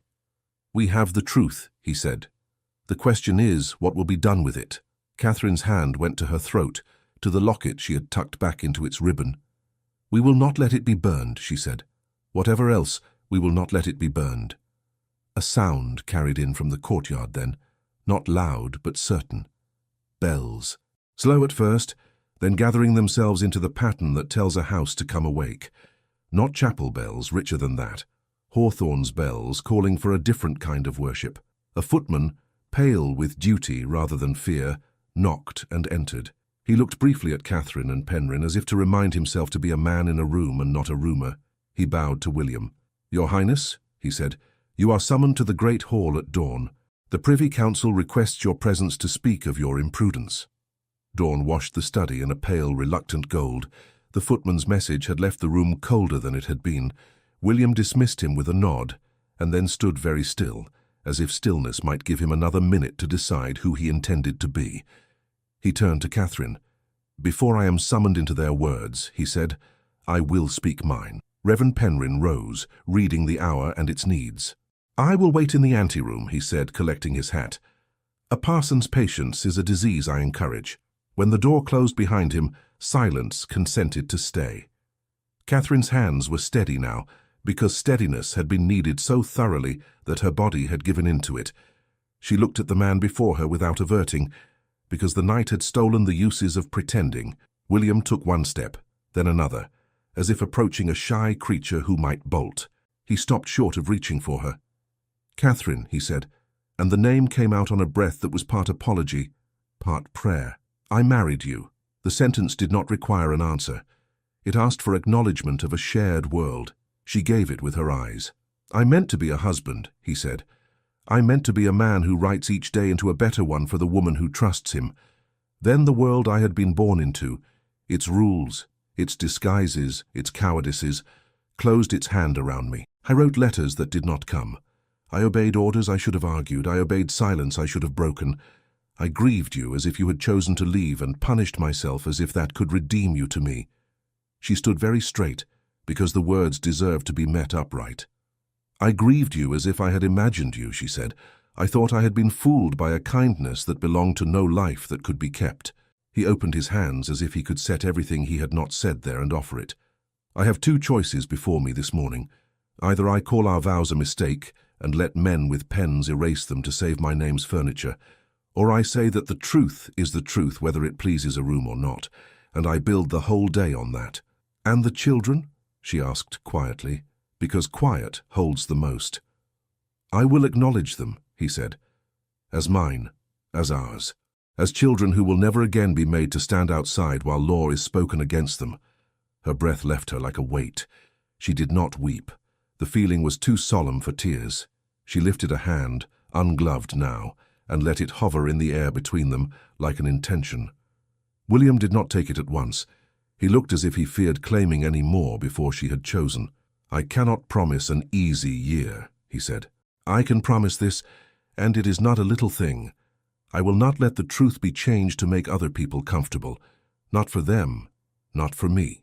The door opened then, not because anyone lacked manners, but because power has always mistaken itself for permission. Lady Beatrice stepped in with the cool air trailing her like a veil. She took in the scene with a glance trained to summarize. "Oh, cousin," she said, voice like cream over a thorn bush, "must we play at tragedy at this hour? The council waits. It is not done to keep people with seals in their pockets, standing without chairs." William did not turn his head. "Wait in the hall, Beatrice." She laughed, surprised into it, and then remembered herself. "Very well," she said, "but I will leave a gift. Advice: annul this charming memory. Call it what it was. A folly when you wore a soldier's coat and a mask. Erase her without cruelty. Provide for her like a gentleman. Claim nothing. The world will sigh with relief, and you will be thanked for your prudence." Catherine's eyes went to Beatrice's face and back to William's. No man can be protected from the exactness of such a choice. He did not flinch. "The world you speak for is small," he said, "and it will not be the measure of mine." Beatrice's mouth thinned. "Then consider this. If you do not cut her loose, you cut yourself away from better alliances. You will tie your future to a woman who has no coin, no relations of use, nothing but two children who will be compared with portrait noses and weighed like meat. She will be called grasping. You will be called weak. The council will badger you into legality and pretend to bless it by blighting it." "Leave us," William said again. The gentleness was gone now. Beatrice went, because she knew when to retreat to make the next attack more elegant. He turned back. "They will ask me to annul our marriage retroactively," he said, not as conjecture, but as if he had been carrying the sentence in his pocket since midnight. "They will tell me to send you away with money. They will tell me to deny the children-in-law, even if I cannot in my own eyes. If I refuse, they will threaten me with consequences that have nothing to do with justice and everything to do with ease." Catherine's voice did not break. "And what do you ask of me?" He inhaled, as if the next words had edges. "Marry me, again, in the open. Stand beside me and let me claim my vows in daylight. Let me claim you. Let me claim them." His eyes flicked, only for a heartbeat, down the line of her body, not in desire, though that was there, restrained, but in reverence for the life she had carried twice and defended hourly since. "Or," he forced the word out, "if you believe that vanishing would be kinder to them, tell me to disappear instead. I will give you money and quiet. I will let the town remember a story that keeps you safe from its tongue." She stood a long moment, so long that even the clock held its breath out of respect. The laundry wing, 2 floors below, would be waking soon. Mrs. Hart would begin her mighty campaign of small orders and gentle glories. Thomas would roll over and find his horse's ear intact and believe that the world was a place where things could be mended. Catherine thought of all that. She also thought of rooms like last night's that would refuse to soften just because a prince carried flowers, of corridors where names walked ahead and pushed others into the wall. She thought of the hawthorn pressed flat in her locket, still white though browned at the edges. She thought of vows made to a truth that had no patience for fear disguised as prudence. "I will not be erased," she said, "and I will not let them name my children wrong so that other people may sleep more easily." She lifted her hand, no hovering now, and placed it in his. "If you stand, I stand." He closed his fingers over hers as if enfolding a flame he meant to carry. Something unclenched in his face that had lived there since the night they had said, "I will," in a cold chapel with a bloom out of season. He lifted her hand and pressed his mouth to the pulse at her wrist. It was a reverence that resembled worship. "Then we go," he said.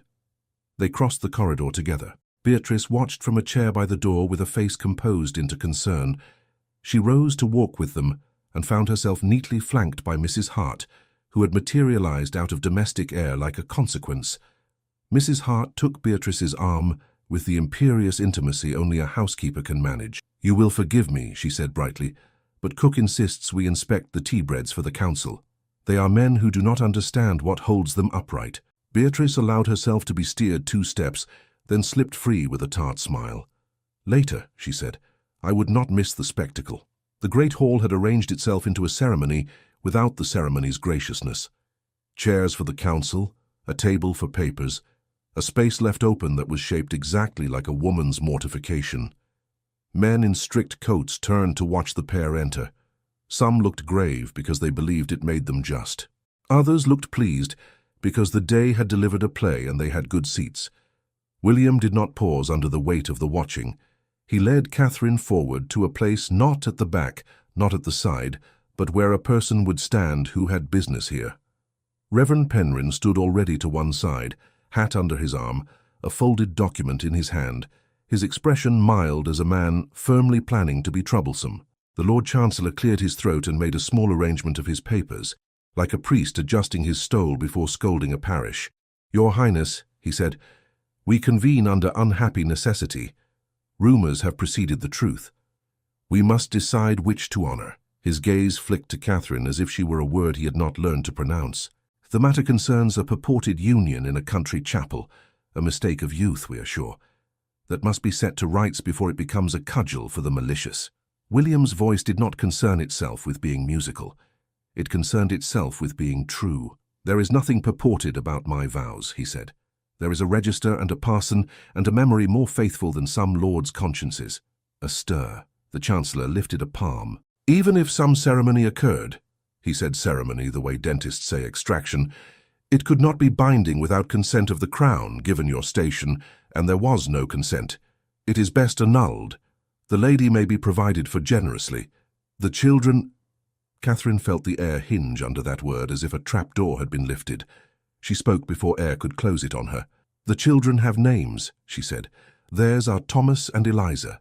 That is the first truth this room must learn to say." Heads turned, some startled that a woman had used words in the hall, some offended that her words had weight. William's face, oh, the relief that broke across it at her voice, settled into a calm that was more dangerous than anger. "The children are mine," he said. "This is my wife. The register will show it. The parson will swear it. I will stand it." "Your Highness," the Chancellor said, picking his way between outrage and caution, "marriage without the Crown's blessing is no marriage for a prince. There is precedent for correction. Think of the realm." William's mouth tightened. "I am done thinking of the realm as an excuse for cowardice." Beatrice's fan snapped open somewhere to the side, the sound like a small, delighted bird breaking its shell. Percival stood farther back, his face wearing innocence and resentment like mismatched gloves. Reverend Penryn stepped forward and set his affidavit on the table as one might lay bread down among men who have forgotten to eat. "I recall the night," he said. "I wrote the lines, the register is preserved. If you ask me what I saw and blessed, I will answer without embroidery." A younger councillor, eager to make his mark upon the morning, leaned forward. "Even if some irregularity occurred, the Crown may declare it void. It is the merciful path. The lady's ruin is avoided by compensation. The prince's course is honoured by protecting him from himself." Catherine's hands closed at her sides. She imagined Mrs. Hart's lantern and lifted it in her mind. She would not be spoken over in a matter that was her own life. "Mercy is not something done to people," she said. "It is done for them, and only if they ask for it." The Chancellor frowned, discomfited not by the thought but by the speaker. "Madam, your feelings, though perfectly understandable, are not the engine here." "Then let us use law," William said. "The register and the parson's oath are law enough in any village where the Crown pretends to understand its subjects. If you mean to say that a prince's word is less binding because his name is larger, say it plainly, and I will learn a new world in which my honour counts for less than a farmer's." Murmurs now, the kind that suggest men have been reminded they have spines. The Chancellor glanced down at his notes, as if hoping the ink had reshaped itself into rescue. It had not. At that moment, a courier, breathless and badly apologetic, entered by the side door. He rushed to the Chancellor, whispered, and placed in his hand a folded notice stamped with a hurried seal. The Chancellor unfolded it, read, and sighed as if someone had been cruel enough to force him to be practical. "There is talk already in the town," he said.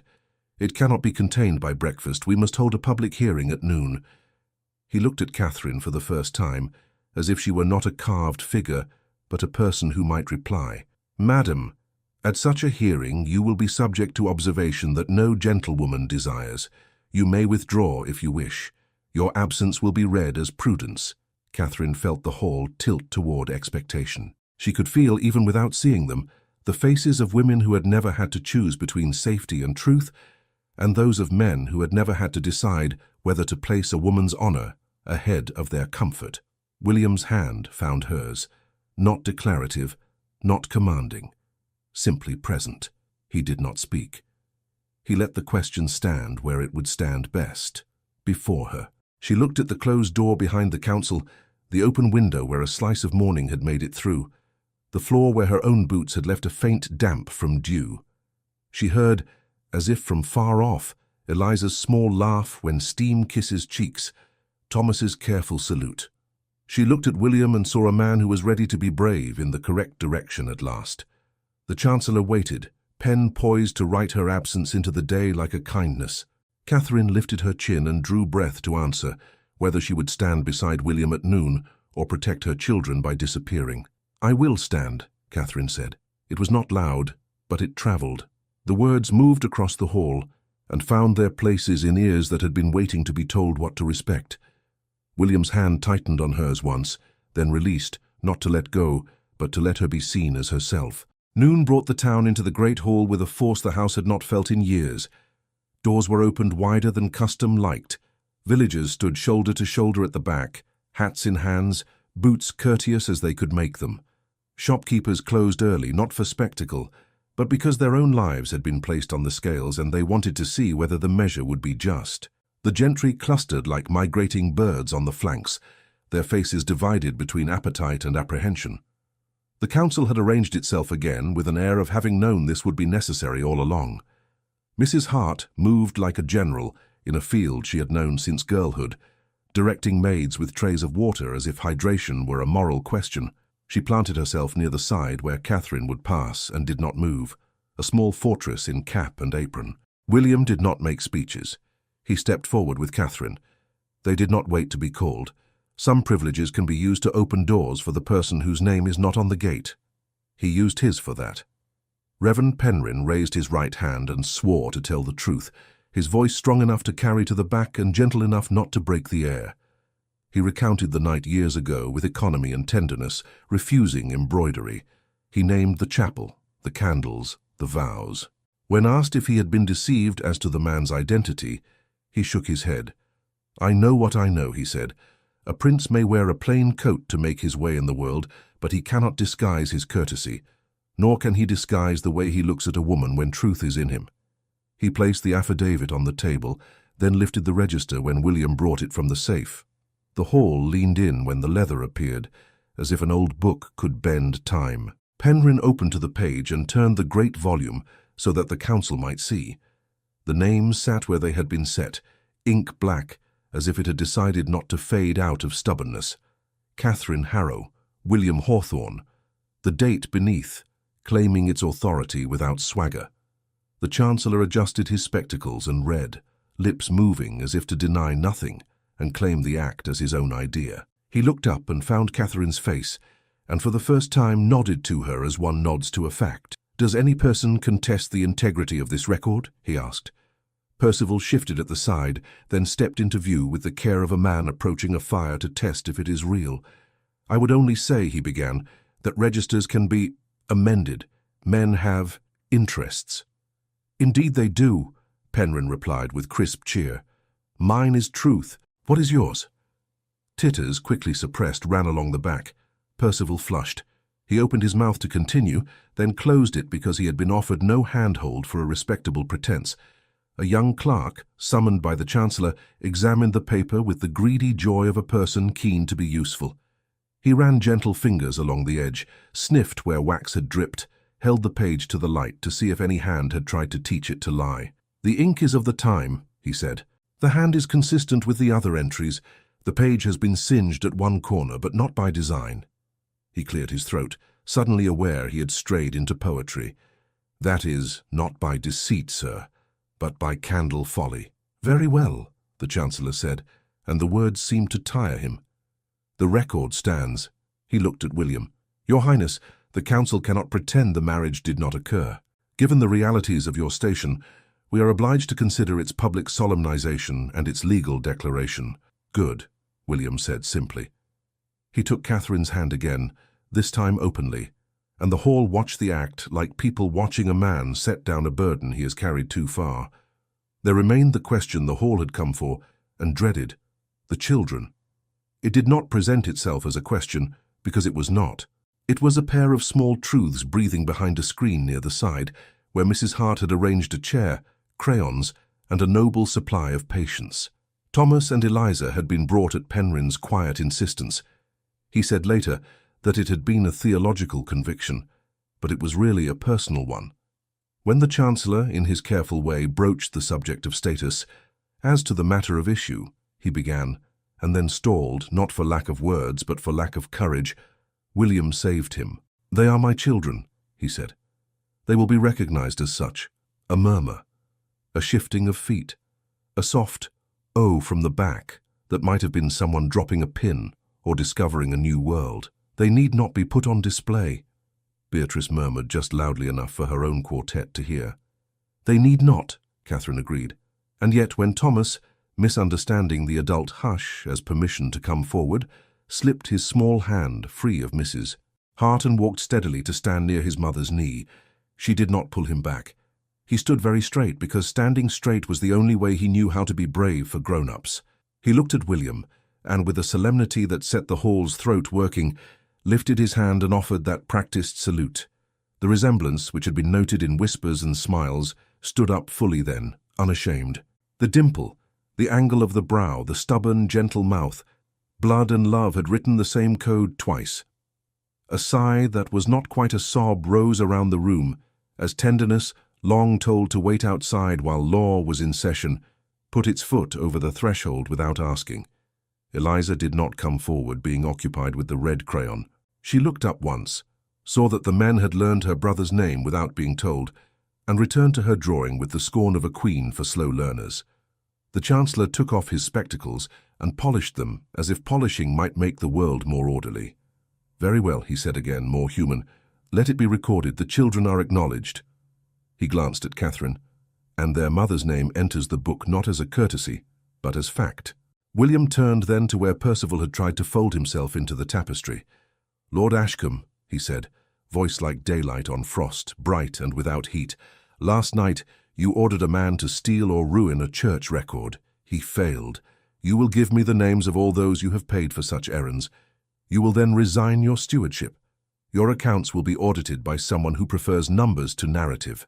Percival rallied his pride. "Your Highness, I have served the estate for—" "You have served yourself in the name of the estate," William said, not cruel, simply finishing a line.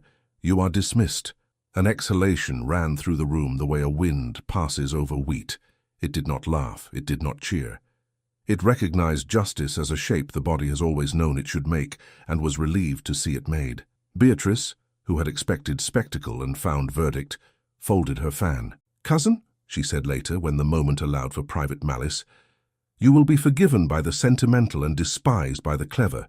You have chosen a hard bench." "So be it," he answered without malice. "It is the bench that holds." Matters of law and paper took the next hour.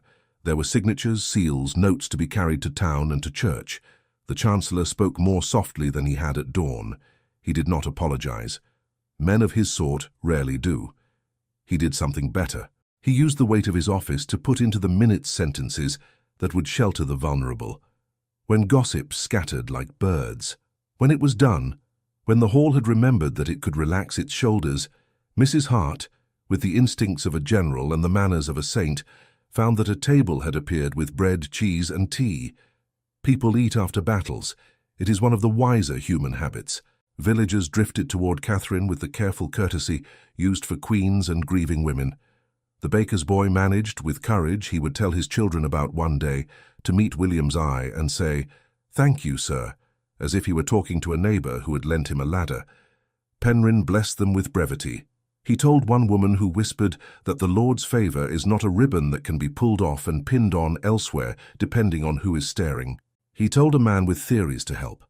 He told Beetleheart quietly to be ready to go collecting for the poor this week, because triumph makes good pockets remember charity. In the winter garden, where the air smelled of earth softened by glass, Catherine and William walked. The ivy had remembered to be green, though the world outside still sulked in brown. He touched one leaf with the tip of a finger and looked at her as if the leaf might have said something useful. "I will speak with tutors this afternoon," he said. "Not the kind that teach a child to be ashamed while praising his penmanship. People who understand that letters are tools, not cuffs." He hesitated. "You choose them." "I will choose," she said. "And I will choose a nurse who understands that love is not the same as spoiling, and that children are not born to be exhibited." "Mrs. Hart will terrify the wrong sort," he said. A smile threaded into the sentence. They sat on a low iron bench, where the metal had remembered last summer's warmth longer than anyone had a right to expect. Thomas chased a beam of light with the horse held upright, as if prancing were a duty. Eliza made a nest of leaves for her crayons, and declared it a palace where red is king. "Will you forgive me?" William asked, not as a prince, but as a man who knows the difference between pardon and amnesty. "I do," Catherine said simply, "but I will not let you forget." She laid her hand over his, and it was not a correction. It was a bond. "Nor I," he said.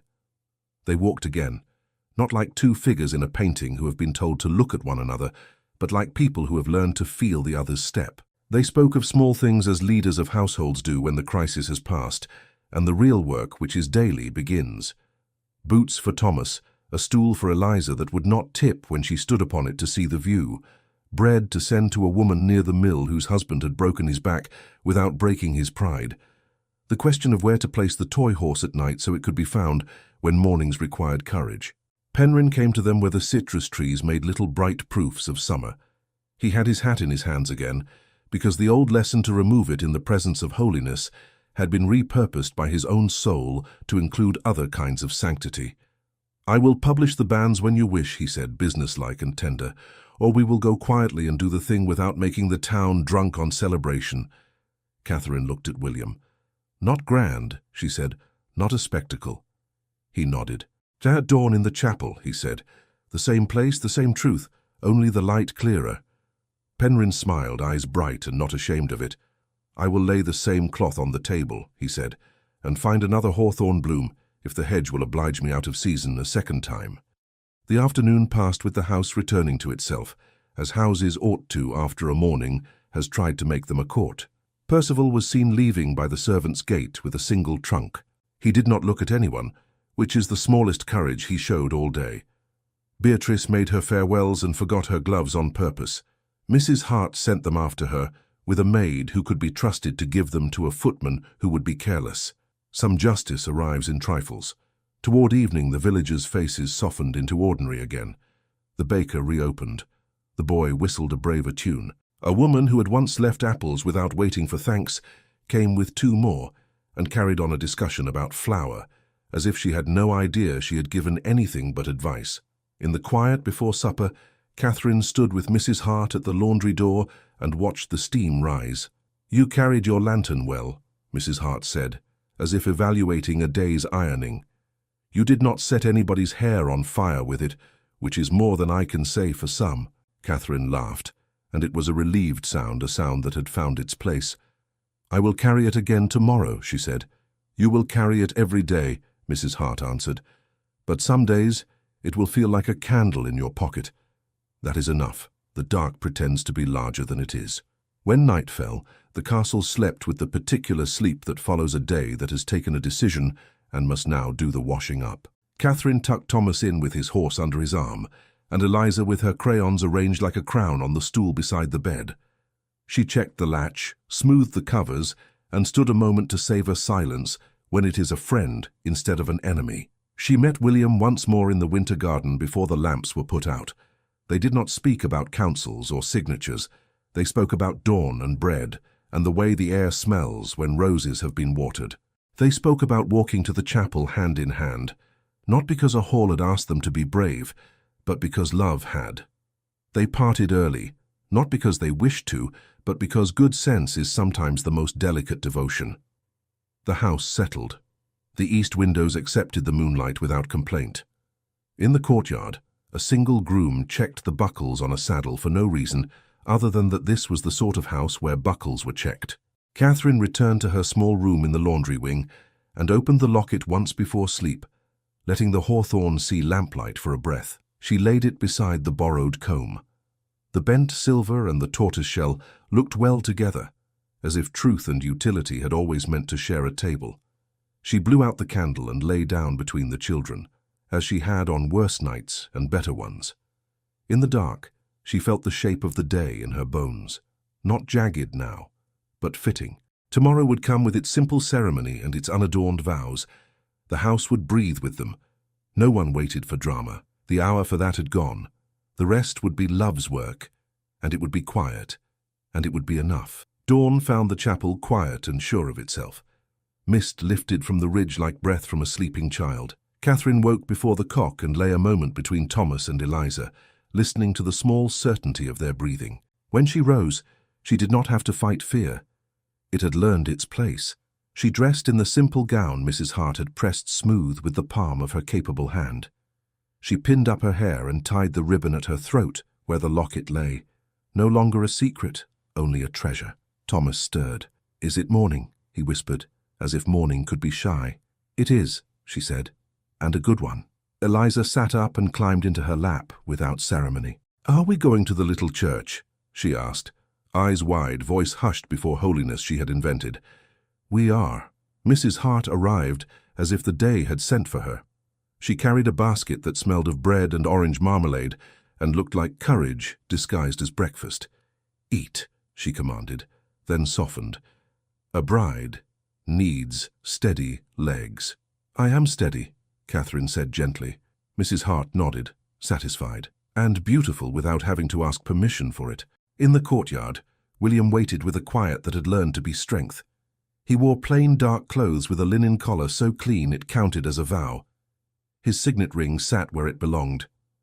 When Catherine came through the door with the children, he did not stare. He took her in as if he had found his place in a room and had no intention of leaving it again. "Good morning," he said, and his voice was the sound of gratitude managing to be modest. "Good morning," she answered. Her hand found his. It felt like a decision being kept. They walked the lane to the ridge not as a pageant, but as a family going to do a thing that has waited for them patiently. Reverend Penryn met them at the gate, with cheeks pink from the climb, and eyes bright with an old man's privilege to weep without shame and to call it weather. He held up a small spray of hawthorn. "The hedge obliged without asking who we are," he said. "A miracle I did not presume to instruct." Eliza's mouth opened in a small O. "It is the same," she breathed. "It is the same," Penryn agreed, tucking the bloom into a plain jar on the table beside the register. "Truth is stubborn." The chapel, dressed in early light, needed no flowers to be tender, but Mrs. Hart had taken the liberty of arranging wild ones in the window embrasures anyway. Cornflowers, poppies, a few stray daisies the children had insisted on. The petals made small suns against the stone.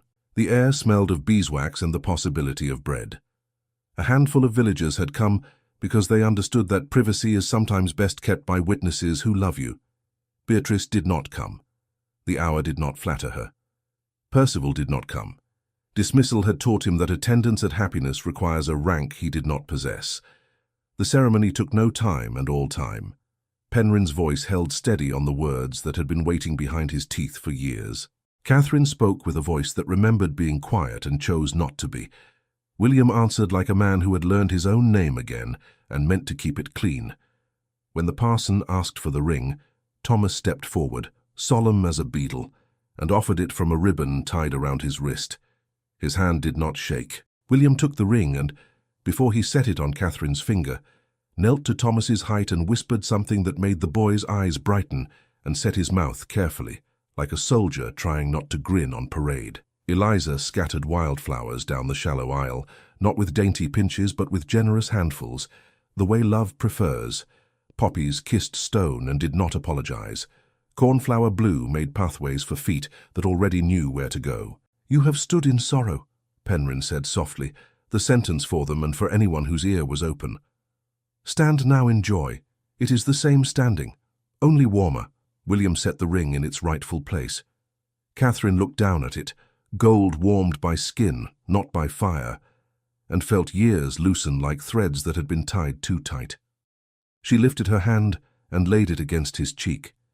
He turned and pressed his mouth to her palm like a man accepting water after a desert. "Before God and these witnesses," Penryn finished, "I pronounce what heaven has not torn apart and no council can right away. Go in peace and bring it back with you." William did not wait for permission from tradition. He bent his head and kissed his wife, gently at first, as if greeting a bird that might startle, then more surely because the bird had flown straight to his hand and was not afraid. It was not a kiss for a pageant.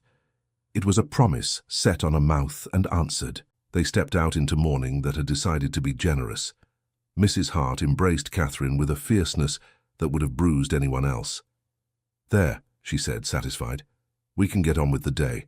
She kissed Thomas on the brow, tucked Eliza's ribbon back into line, and handed Penryn a slice of bread as if clergy could starve like anyone else.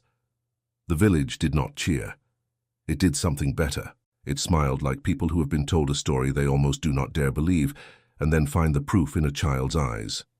The baker pressed a loaf into Mrs. Hart's hands and did not charge anyone. The old man from the well said, "Good fortune," twice, as if once could be lost on the wind. By mid-morning, the small procession had become a family walking home. At the castle, the winter garden waited with its tempered air and its citrus trees putting out blossom to remind people who forgot that seasons can overlap. A long table under glass held a plain feast: bread, butter, ham, a jar of jam that had been hoarded for a better day and now found itself correctly spent. There were 2 small cakes, round and immodestly proud of their frosting. Mrs. Hart cut slices thick enough to teach gratitude in a single bite. William, shy of speeches and determined nevertheless, stood and lifted his glass of cider.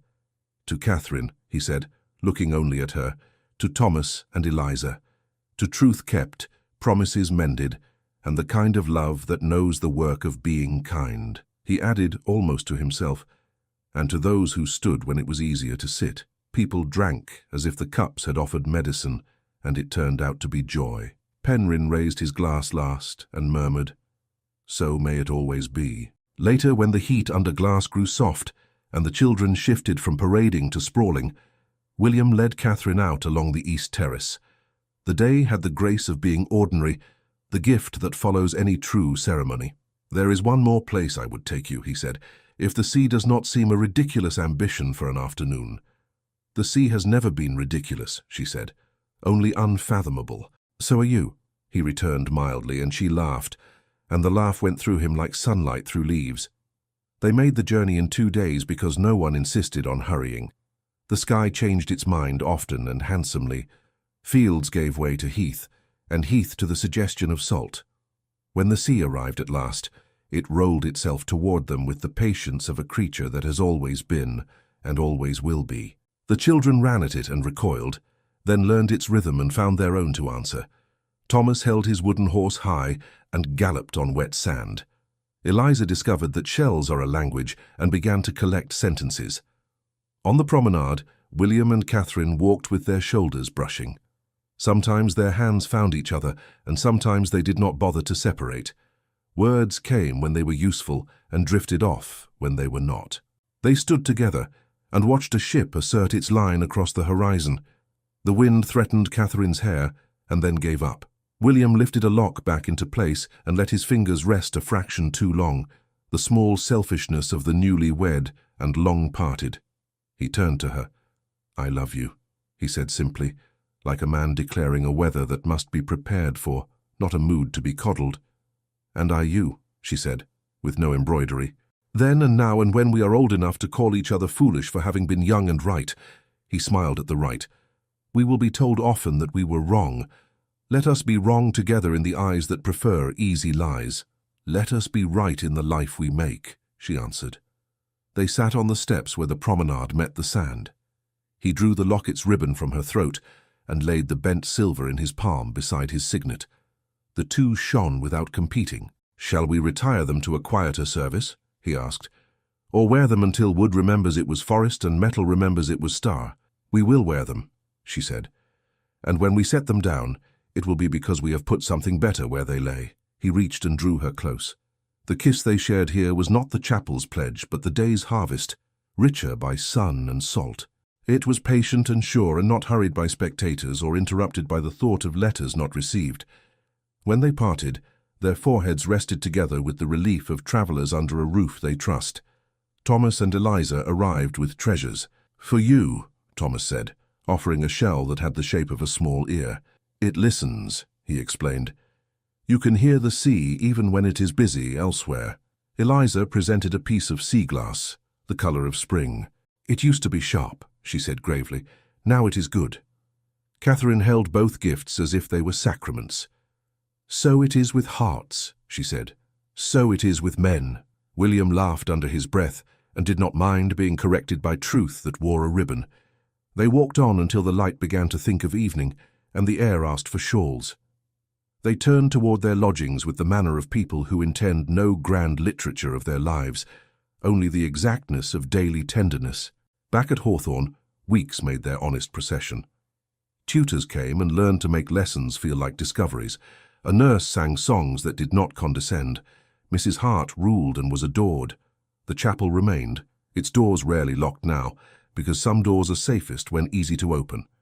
Percival's office acquired a new steward who spoke softly and took his hat off in kitchens. Beatrice returned to town where her wit found other targets, and sometimes when she was alone, her mouth softened in a way she would not have admired in others. One late afternoon, when summer had put a hand on England's shoulder and made her warmer without argument, William and Catherine stood again in the winter garden among the citrus bloom. The locket lay open on the table beside them, the hawthorn petal framed in light. The signet ring sat near it, no longer the tyrant of decisions, merely a witness to them. He touched the bloom with a fingertip and did not fear breaking it. "Do you ever wish," he asked, "that the first story had not been interrupted, that letters had come, that a younger version of me had set aside compliance sooner?" She considered, "Because honesty is a spice that must be measured." "Sometimes," she said, "but then the children would be different children, and the woman you are with would be a more foolish woman." Her mouth warmed. "And the man, perhaps, would be too." He accepted the teasing with pleasure. "I was quite insufferable," he agreed softly. "You were quite beloved," she corrected, "and now you are both." He kissed her temple and closed the locket with care. Then he turned to her fully. "Catherine Hawthorne," he said, tasting the name as if it were a fruit newly in season. "Walk with me every day you are given, and when we are done walking, wait for me by a window that looks on a garden." "I will," she said, and felt the word enter the bones that had learned to carry heavier things. They walked out into evening with Thomas at one side, Eliza at the other, a page of the future turning with no sound at all. Behind them, the house settled into its rightful business, feeding people, mending cuffs, polishing a small bronze horse someone had left on a table because courage liked to change rooms. And to those listening now, in a time that forgets the shape of vows and remembers the sting of cold voices, hear this: power mistakes poverty for unworthiness until love teaches it to see. Courage is not a shout. It is the quiet hand that reaches back and does not let go. Honesty does not make the path easy. It makes it true. Kindness is not weakness. It is the strongest work a heart will ever do. Choose love over fear, and you will make your century gentler than you found it. Thank you so much for listening to this story all the way to the end.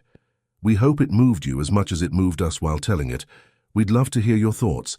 Leave us a comment telling us where you're listening from and what you liked the most. Rate this story from 0 to 10.